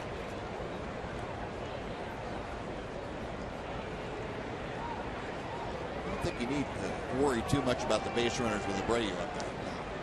Probably not going to go anyplace right away. 1-0 pitch.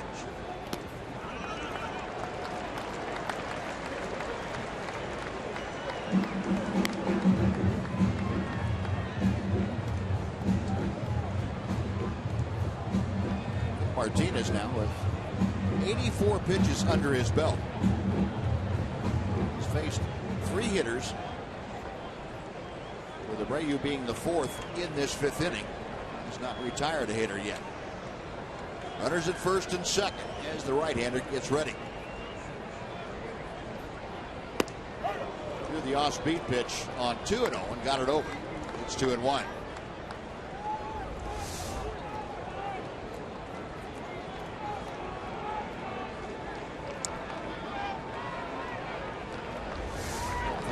Exactly the spot that Nick wanted it. That was a function of a 2-0 pitch, and he's looking for a fastball, so he took the breaking ball.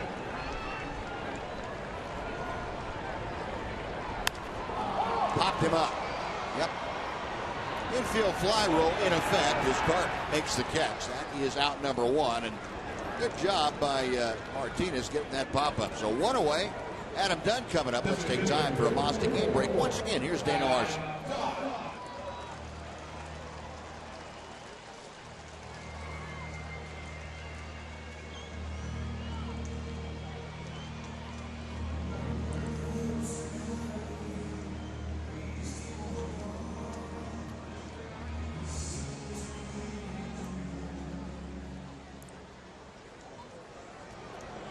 All right, Dana, thank you. And here we have a tie ball game at 3-3. Adam Dunn up there with runners at first and second, 1 out in the 5th inning. Dunn has struck out and fly to center. Got that fastball inside from Nick Martinez. Martinez has been living in there with Dunn. Fastballs that he's been able to jam him with. Been very, very effective. Last time up after a pitch like that, he got Dunn to reach for an off-speed pitch and hit a little lazy fly ball to center.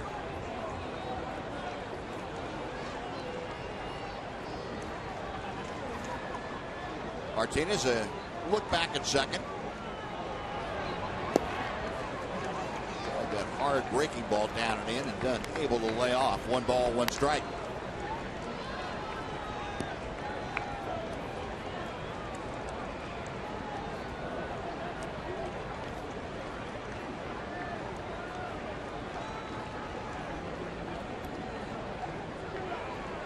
Martinez again trying to limit the damage. Was able to do that in the 3rd after giving up a couple. If he can limit it here in the 5th. High and outside, 2-1.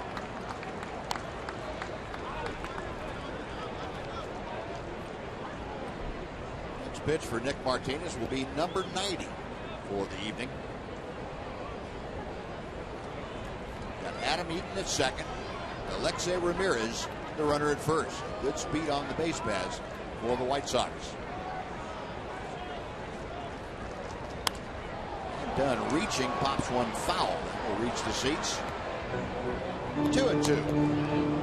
Well, how about 3 things you really need to know about Adam Dunn? 457 career home runs. That's second among active players, tied for second. One of 8 players in Major League history to have 5 straight 40-plus home run seasons. And he played the bartender in the 2013 film Dallas Buyers Club. I saw that movie. I didn't even recognize him. Well, bartender, he was in more of a consoling mode, I guess, than you're used to seeing. Yeah, that was a good movie, though. Highly recommend it. Still 2-2 to the bartender.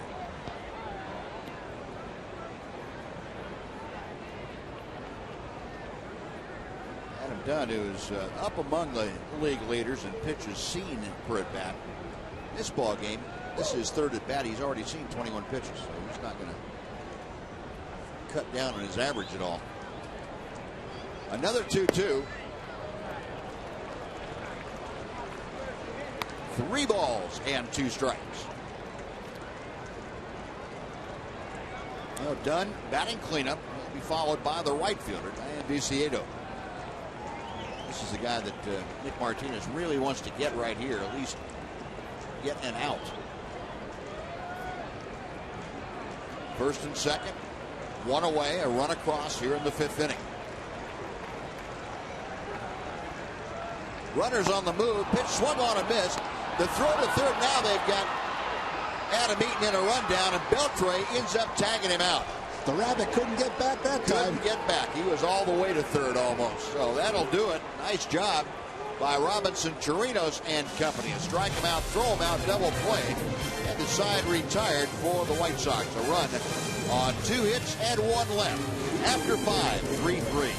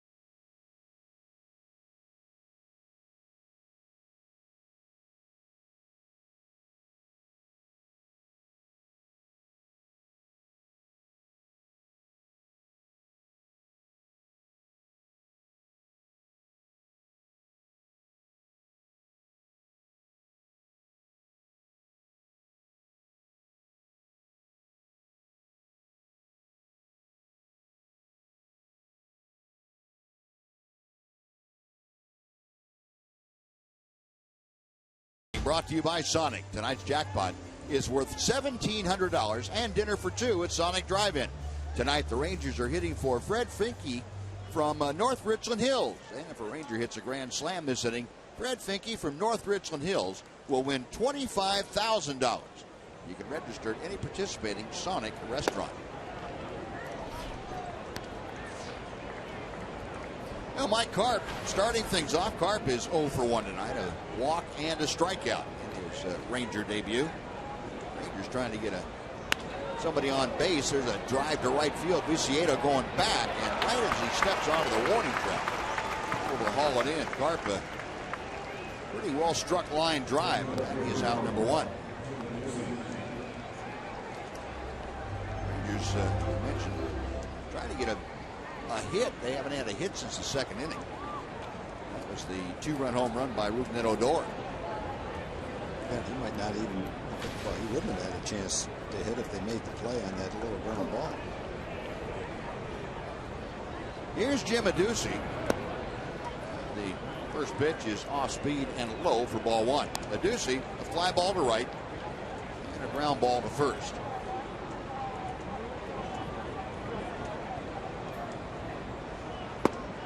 Outside, 2-0.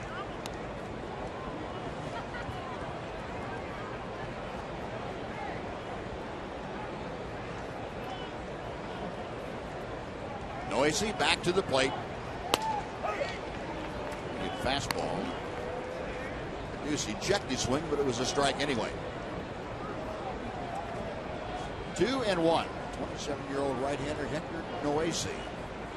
Apparently, whatever the White Sox have been feeding him, he is liking as far as his starting with them is concerned. He's done a very good job in their rotation.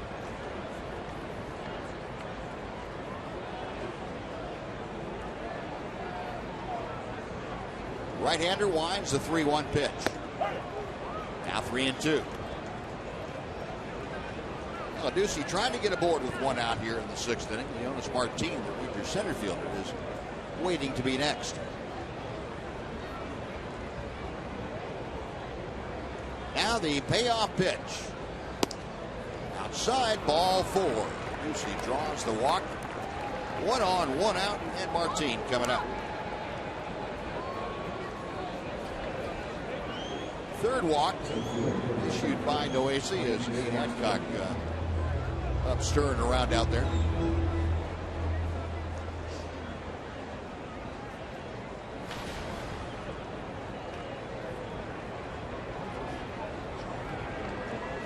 Leonis, a strikeout and a pop out this evening.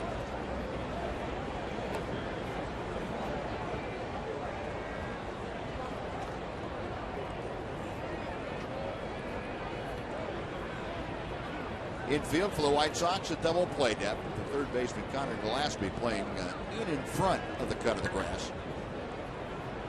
So we've seen Jonas Martin drop down some bunts of late for base hits. How's that first pitch back? It is 0-1. Chronicle for you the problems that Leonis has had. His average now at the lowest point it's been this year since all the way back in April, middle of April, 258. It was at 256 at the conclusion of play on the 15th. And another foul ball, 0-2. Notice this year, coming into play tonight anyway against the White Sox, they've gone 5 for 10.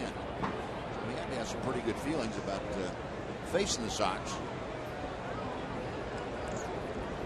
3 games down at Globe Life Park in Arlington. Noesi's 0-2 pitch. Instead is a toss to first.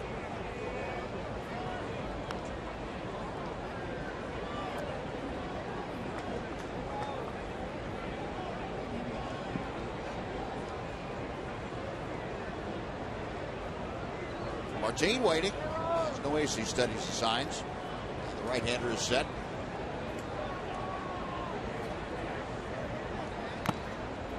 Into and out of the glove of Tyler Flowers.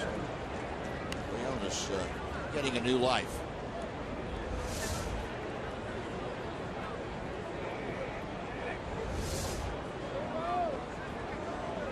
Not much a catcher can do about that. If it sticks, it sticks. If it doesn't, react quickly enough. That's why the one the other day was so unusual when Chris Jimenez looked like he actually moved his glove down to catch it.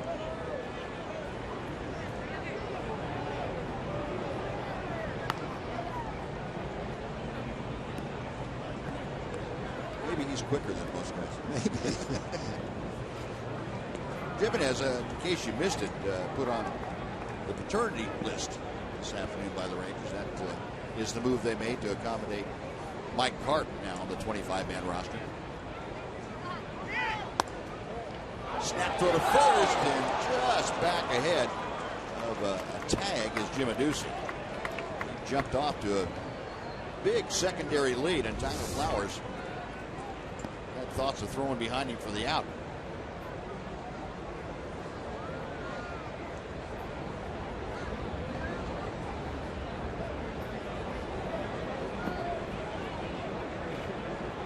Abreu taking a page out of Hector Noesi's trying to catch the ball book. That's out of play down the left side. Leonis still alive at 1-2.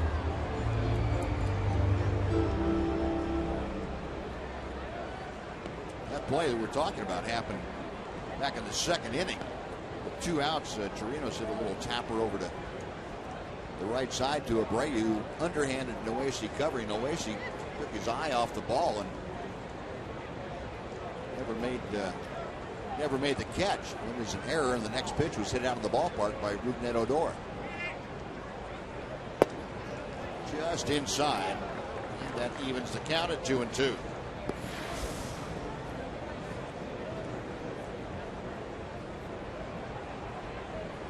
Rangers 3 runs on 3 hits tonight. They have played error-free baseball. The Sox have gone 3 runs on 6 hits. That 1 error. Adduci, the runner at first. 1 out here in the top of the 6th inning. Got him swinging.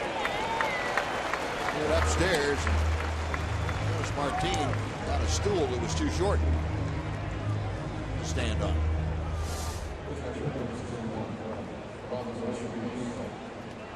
It's one of those pitches that's not a strike. It's tough to lay off of. And it's not a pitch that Leonis handles that well. The solution is simple, and it's easy to look at it and say it from up here. It's don't swing at it. Yeah. When you're down there, that can be a very difficult pitch not to swing at. You have 2 strikes, afraid to take it because it looks like it's close enough to be called a strike. Yet it's a pitch that can be very difficult to hit. And Gimaducci trying to swipe second. As Tyler Flowers shoots down Gimaducci at second base. Rangers gone in the 6th inning. Walker is cut down, so we'll go to the bottom of the 6th. Rangers 3, White Sox 3.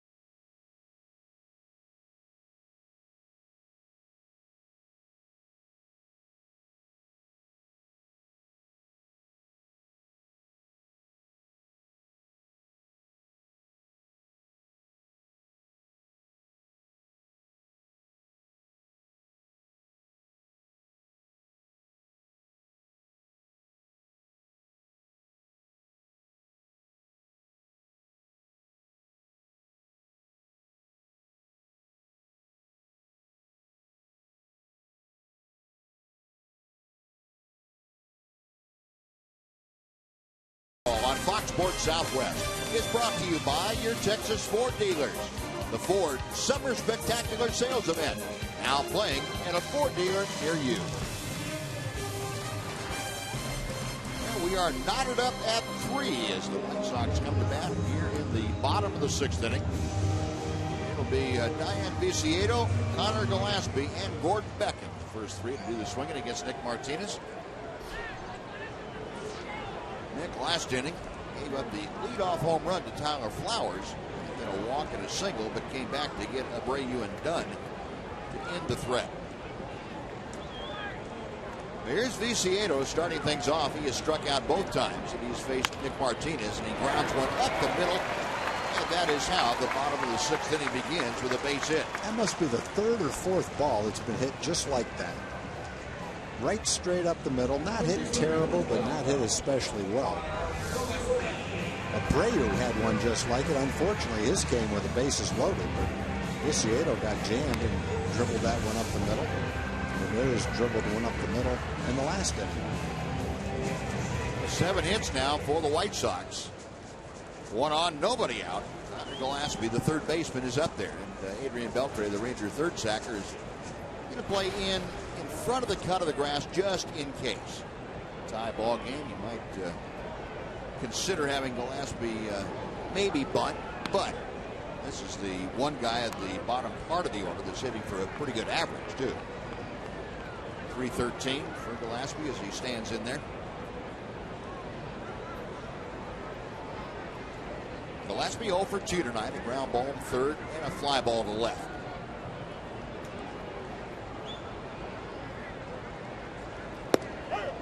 Strike 1 at the knees.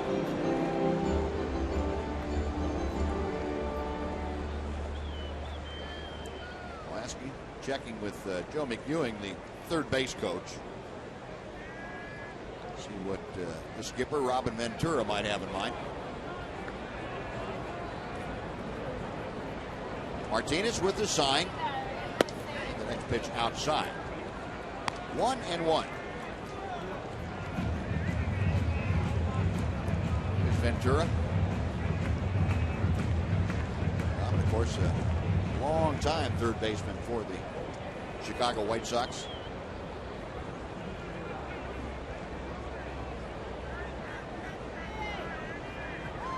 One and Martinez sets. On the right side, that's going to fall in for a base hit right on the line. Going to be extra bases around to third as Luciano into second. Connor Gillespie. And the White Sox have two aboard with nobody out. And Gordon Beckham coming up. It's a tough start to the sixth inning for Nick Martinez. He had a little dribbler up the middle. Throws a pretty good pitch right there to Gillespie. Off the plate, inside, jams him, might have broken his bat. He just loops it right down the line, hits the chalk. Second and third, nobody out. Neither ball hit very hard. That's going to bring Ron Washington out of the Ranger dugout. A slow walk out to the mound for the skipper. He's going to have a little talk with Nick Martinez and the entire infield before he made the motion. He wanted to let Nick know what he was going to do. Well, Nate Adcock coming on, and we'll be back right after this on Fox Sports Southwest.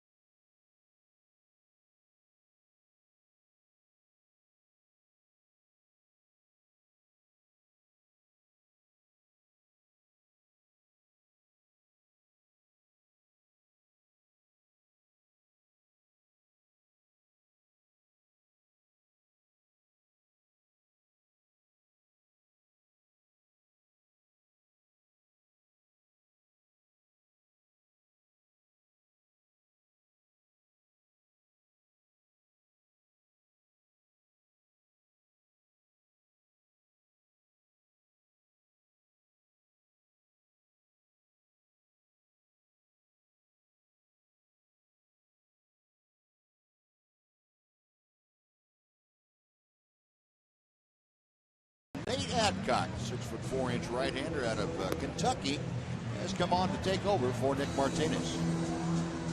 A tough situation to come into for any relief pitcher. Coming into a tie ball game, nobody out. Second and third at the bottom of the order. One of the guys, though, in the bottom of the order has a triple and home run, so you have to be careful if it gets to Tyler Flowers.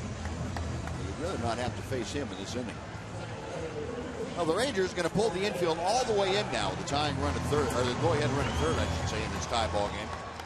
Gordon Beckham, the hitter. Beckham has fouled out and flied to right. There you get a good look at the defensive alignment. Viciato, the runner, at third. Gillespie at second. Adcock to the plate. Throws the breaking ball for strike one. Well, if you're one of the guys that's trying to make a little bit of a name for yourself over the last couple of months, so it stays in the mind of everybody going into spring training next year, You want to be in there in this situation because it gives you great opportunity to succeed in a key moment in the game, and that sticks in people's minds. Outside, as you can see, the rain starting to fall once again here at U.S. Cellular. The folks down below scurrying for cover. It's a little bit harder than it was earlier. Batting average since the All-Star break, the White Sox leading the pack in the American League, 308 as a team. They have 8 hits tonight, just 5+ innings. The pitch low from Adcock, 2-1.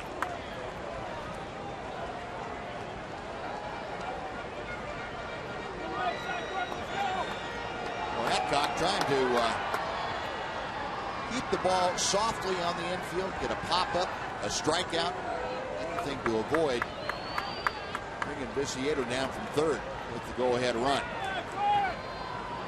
2 balls and a strike to Gordon Beckham. Good pitch on the fist. Now it's 2-2, and Adcock will have an opportunity to go for the strikeout if he so chooses.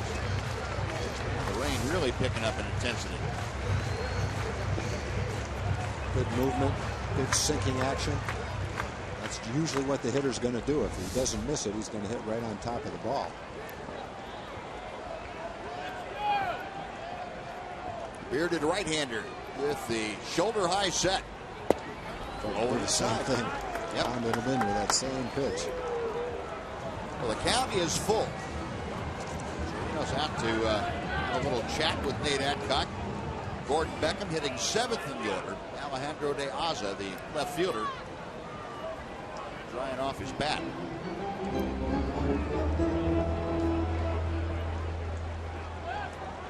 Three and 2 with nobody out.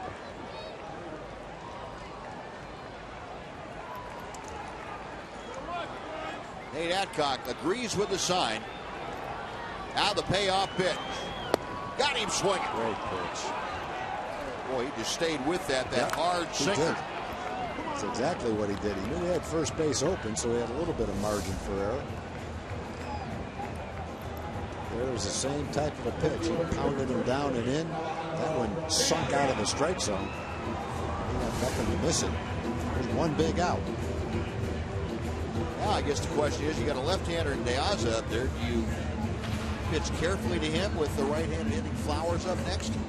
Even though Flowers has a home run and a triple tonight? Yeah, I think you pitch carefully to him. You do have first base open. Trust your stuff. Diaz has been a little bit prone to the strikeout himself. He's struck out 80 times this year, so make good pitches. You still have a great chance to get him. Ranger infield remaining in at all 4 positions. The first pitch is low. That sinker missing. 1 ball, no strikes. And the other side of it is, if you do walk Diaz, Flowers does have a triple and a home run, but he's not Babe Ruth. I don't think so. Rain continuing to fall. It has not increased in intensity any more than it was a few minutes ago. 1 ball, no strikes. That like the breaking ball in on the fist of De Aza, and he pounded it right down on his right foot. He pounded Beckham in with a sinker. He pounds him in with a slider. Oh, his back leg. Right in the knee. Yeah. I got him on that back leg. That's how far that ball got inside on him. That can be a lot worse than the ankle. Ooh. Herb Schneider, the long-time trainer with the White Sox out there. Jermaine Guy did that in the postseason, broke his leg. Yep. Get some air in there, guys. Poke a hole in that thing.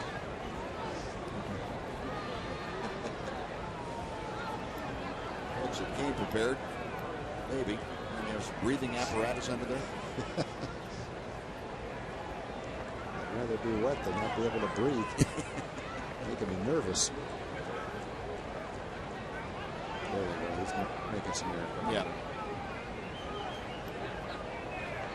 Meanwhile, Alejandro Diaz waiting for that left knee of his to stop screaming at him. He's ready to get back in there. A ball and a strike is the count. Runners at second and third, 1 out. And big strikeout. Gordon Beck was trying to deal with De Aza. A 3-3 ball game here in the 6th. That pitch is low. It's 2-1.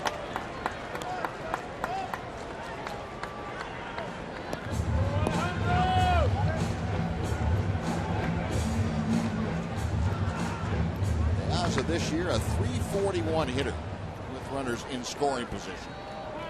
That's Viciedo at third. Gillespie at second. Ahead of the count, 2 balls and a strike. Way inside that breaking ball. Not close enough to allow De Aza to offer it at him. Now 3-1.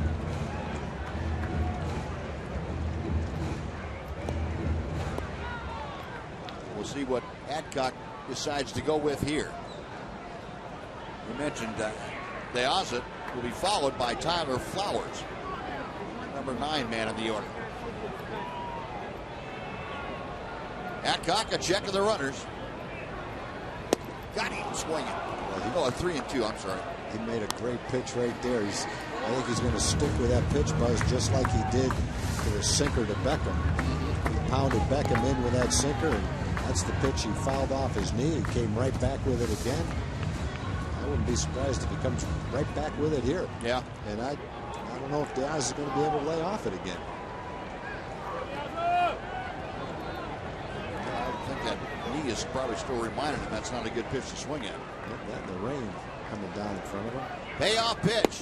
Got him swinging. Boy, he went right back after it. And Diaz limping away from home plate after a huge strikeout. Adcock back-to-back punch-outs. They're now 2 gone. And Tyler Flowers coming out. Well, that's some good pitching right there. That's having a plan and executing your plan. The plan there is not to throw him a strike and to get him to swing at it. Work with Beckham with a sinker, and it works with De Aza with a slider. Well, now you have to deal with the guy who's had a lot of success tonight. Tyler Flowers, a triple and a home run. He has scored twice. But with 2 outs, you have a little better opportunity to go at him with your stuff. Yeah, I think if he makes the same type pitches to Flowers, he's going to have the same type of success. Boy, he got away with a pitch he just hit out of the ballpark. You know, the AT&T U-verse rewind last time up. That hanging breaking ball off of Nick Martinez, and Flowers lined it out of here. His 8th home run of the year. As fate would have it, Nate Adcock hung the same pitch up there. A little more velocity on it, maybe. The Flowers missed that one. Yep. The Flowers has struck out 115 times in 300 at bats. So that would tell you that if you make good pitches, you can get him out. But don't hang him because he's got power. That sinker down and in. 1 ball, 1 strike. That'll get you thinking when you see that pitch down there. The White Sox have some people that strike out. Adam Dunn with 114 strikeouts. Flowers 115. Viciedo with 94. 95 now.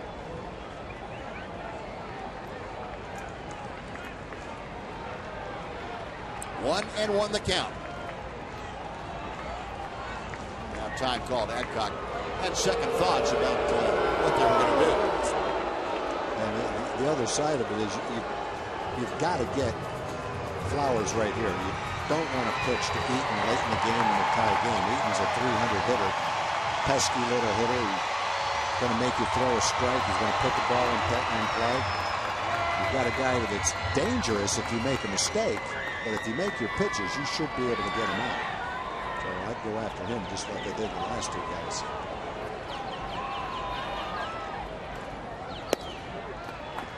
Through that one to the backstop. Nice reactions by Robinson Chirinos. 2 balls and a strike now. Sometimes you can give a hitter a little bit too much credit. And sure, he hit the home run the last time up, but we showed the pitch that he hit. Right. The whole key is just don't throw that pitch again. Make a good pitch to him. Strikeouts in the American League. Chris Davis of the Orioles leading, and Mike Trout, Adam Dunn, Chris Carter, Tyler Flowers all in the top 5. The 2-1. Good sinker, and it's 2-2. He's also running it up there at 95 miles an hour, too.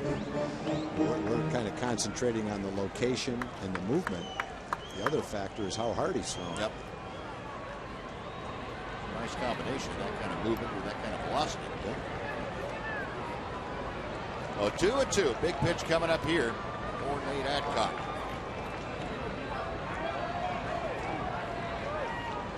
Flowers back in. Taps the outside corner with the bat. Adcock reading the signs. Agrees to one, and he's ready to go. Look to the right center. That's in for a base hit. 2 runs will score, and Flowers having quite a night. A 2-run single on a pitch that was up and away makes it a 5-3 White Sox lead. That's the whole story right there. It's not the plan. It's not whether you pitch to him. It's can you execute the pitch. He was flawless to Beckham and DeAsa. But this time he hangs it. Instead of getting it down and away, it's away, but it's up. And that allows him to get the bat on it. I think if he made the pitch he wanted to make, he wouldn't have had any problem getting Flowers out. He just on that pitch wasn't able to get it where he wanted to. Well, that closes the book on Nick Martinez. 5 innings plus a couple of hitters. 8 hits, 5 earned runs. 3 walks, 4 strikeouts.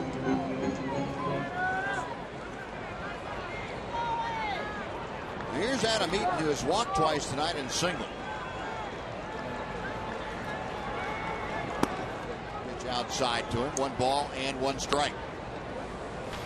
That's too bad. If you do what you did, do what Adcock did to Beckham and DeAsa under those circumstances, and then get to the point where you have 2 strikes on Flowers and make that mistake. It is too bad. He's right on the verge of having one of the best relief appearances that a Ranger pitcher has had all year. Right. If he can get out of that jam. Exactly. Didn't quite finish it off. 2-1 the count.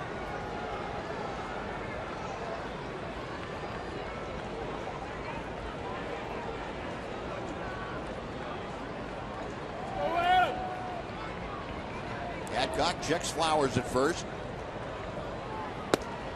Fires a strike to Eaton. 2-2.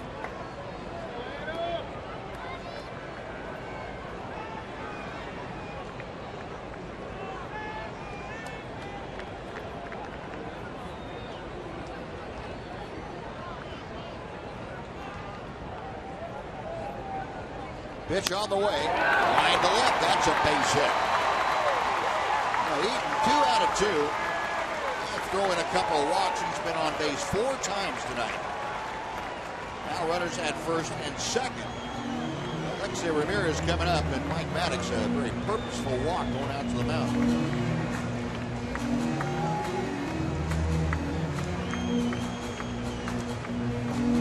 There's no question about the kind of stuff that Nate's featuring tonight. We talked about the movement, the velocity, just a matter of executing the pitches.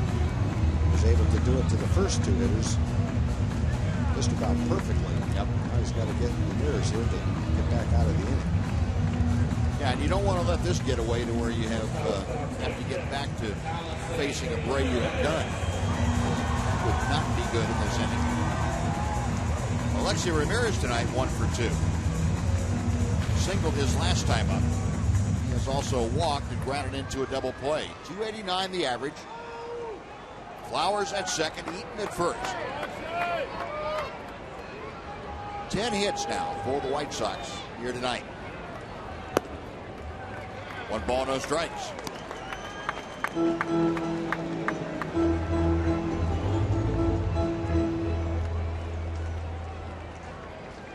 Ramirez with the 11 home runs and 56 RBI.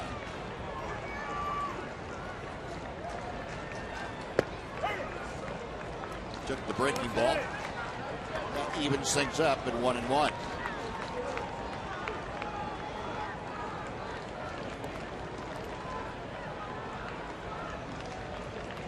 There's a lot of discussion about the ability to close out games yesterday, and it goes back much further than just a blown save yesterday. Last time that Nick Martinez, for example, was out against the Yankees, had a 4-1 lead middle part of the ball game. Couldn't get out of the sixth inning at that time. Ron Washington was talking about you have to figure out how to get out of innings when you run into trouble spots, whether be limit the damage to a run or maybe 2 runs, or get out of it unscathed. You still have to figure it out. He said his feeling is people can tell you all about it. You can read it in books and read it in scouting reports and hear about it, but until you go out and actually experience it yourself, you're never really sure what's going to work for you and what isn't. I think that's where you find young pitchers like Nick Martinez and Tanner Shepard, Nick Tepesh, and even Nate Edcock. Put in positions like this, you have to figure out how to get the job done. Then the next time you're in this kind of a situation, you'll know how to go about it. To the right side, diving catch by Karp. Fully extended to his right, and he picks it off. Well, that'll do it. The White Sox, though, take the lead. They get 2 runs on 4 hits and strand 2. And after 6, it's now the White Sox 5 and the Rangers 3.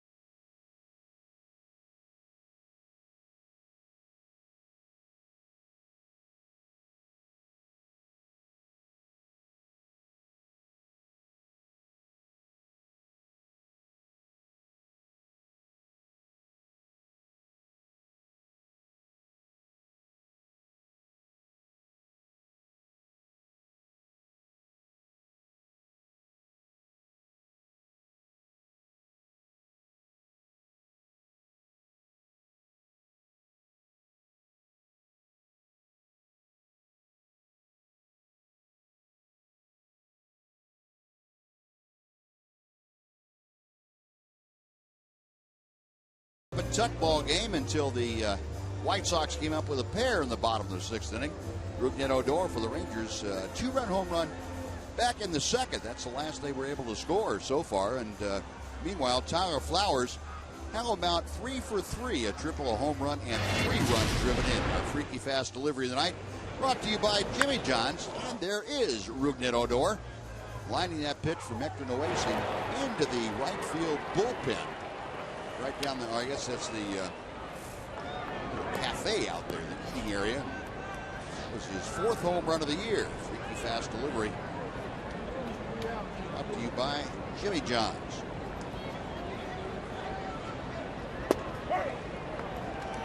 The first pitch of the 7th inning by Hector Noesi is in and over, and again the rain starting to pick up. Robinson Chirinos 0 for 1. The time that he reached, though, was on an error, and he came around to score. Must be a throw across the diamond. Just like that, Chirinos retired. 1 gone for Rougned Odor. 94 pitches for Noesi. And the bullpen got torched yesterday. Robin Ventura is going to stick with a guy that's thrown the ball well as long as he can tonight. Gave up 23 hits yesterday. And some defensive changes for the Chicago White Sox. We'll fill you in on those in just a moment. First pitch to Odor. In a bunt, and bunts it foul down the third base side. Pretty good idea with the wet turf. Moises Sierra comes into the ballgame, takes over in right field. Alejandro De Aza is out of the game with Diane Biciedo going to left. They also, you remember, smacked that foul ball off his left knee and just forced him out of the ball game. OAC back to the plate. Ruptek turned on that. Hit it a country mile, but well foul. Hit that ball so far when he got up in the rain, you couldn't see it.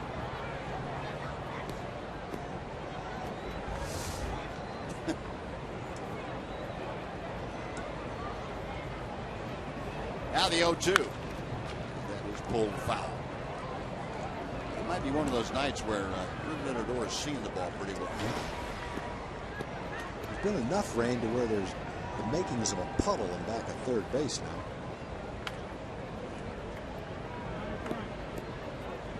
Is that a partial dunce hat or what is that? There's a little dampness out there. High and away, and 1 ball, 2 strikes now the count. Now, we did have that 22-minute delay at the start of the game, and no rain fell that particular time, but it has come down now in the last couple of innings.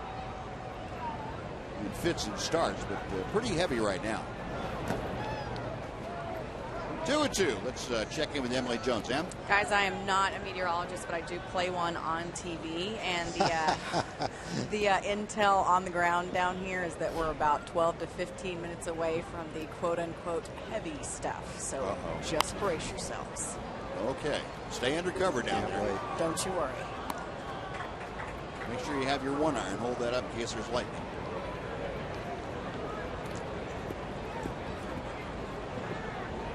Those folks, if there's heavy stuff, then we'll need something beside that. 2-2 again. Got him swinging. Not backing off at all. He was going out with his best swing. That is half a dozen strikeouts now for Noese. 2 on Shin-Soo Choo. Took a little bit off. Threw him a changeup, and it was a good one. All the components. Good arm action. Change of speed, location, movement, you name it. Added up to a strikeout. Choo right back up the middle. Look out. It did Shin-Soo a favor right there. Threw him a high changeup, and he ripped it. He had to get down in a hurry, otherwise that ball would have tattooed his forehead.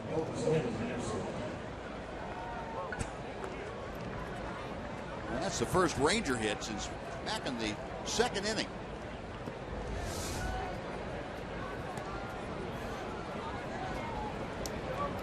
Well, 4 hits tonight for the Rangers. Choo with his first. Now Elvis coming up. He singled in the 1st inning and came around to score the first Ranger run. Yeah, the one thing they're going to have to be careful of was that the heavy stuff is coming in 20 minutes, and it just gradually gets harder and harder. If they wait too long to put the tarp on, they might have a situation like you guys had in Yankee Stadium that day. Yeah, you're right. Put the tarp on, but it's too late.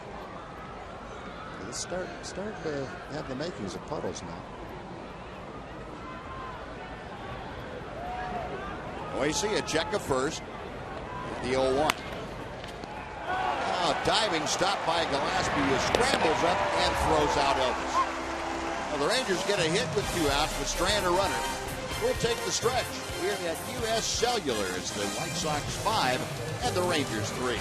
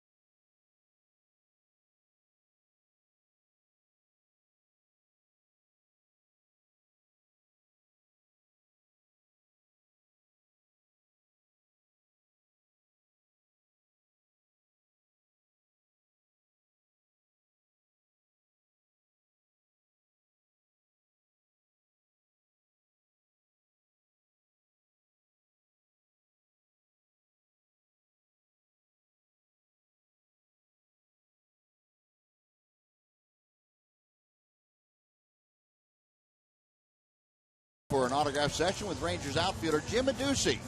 And while you're there, you can sign up to be a Whataburger What a Fan and have a chance to win great prizes. Don't miss this chance to meet one of your Texas Rangers at Whataburger. Well, as Emily Jones said, the heavy stuff was a little ways away, and it hasn't arrived yet. But considering the condition of the field, the umpiring crew has decided to put the tarp on and halt play here in the bottom of the 7th inning. Oh, at 10 o'clock straight up here in Central Time, the tarps are coming out. And Tom, I think that I harken back to that game at Yankee Stadium too, where they waited just a little bit too long to start bringing the tarp out and couldn't get it out. And I think that certainly has to. Well, what they did was they went out between innings and tried to put the diamond dry on the field, and the field was getting so wet they couldn't get enough of it down. And finally, the groundskeeper looked at the umpire and said, "We got to put the tarp down." And the umpire said, "Go ahead and do it." And now they're going to get it on just in the nick of time. You can see him back of first base towards second base. The puddles have already begun. There's no way they could have dried the field and kept playing. It just would have gotten worse and worse. So they're doing the right thing. Yeah. And it's not very windy, so they can get the tarp down pretty easily. No huge thunderstorms in the area to kick up that wind. So they get the tarp down in pretty short order. We'll have to see what happens when this rain stops and when they take that tarp off, what it looks like underneath. Well, that's the thing. When they take it off, it's going to take them a half an hour to get the field ready, probably. So we've got a little bit of a delay coming up. Well, since we have a delay here, we're going to take you back to our Fox Sports Down Southwest studios for Sports Day on Air, and we will keep you updated on what's happening here at U.S. Cellular. We're in a rain delay. We'll be back with you as the weather permits.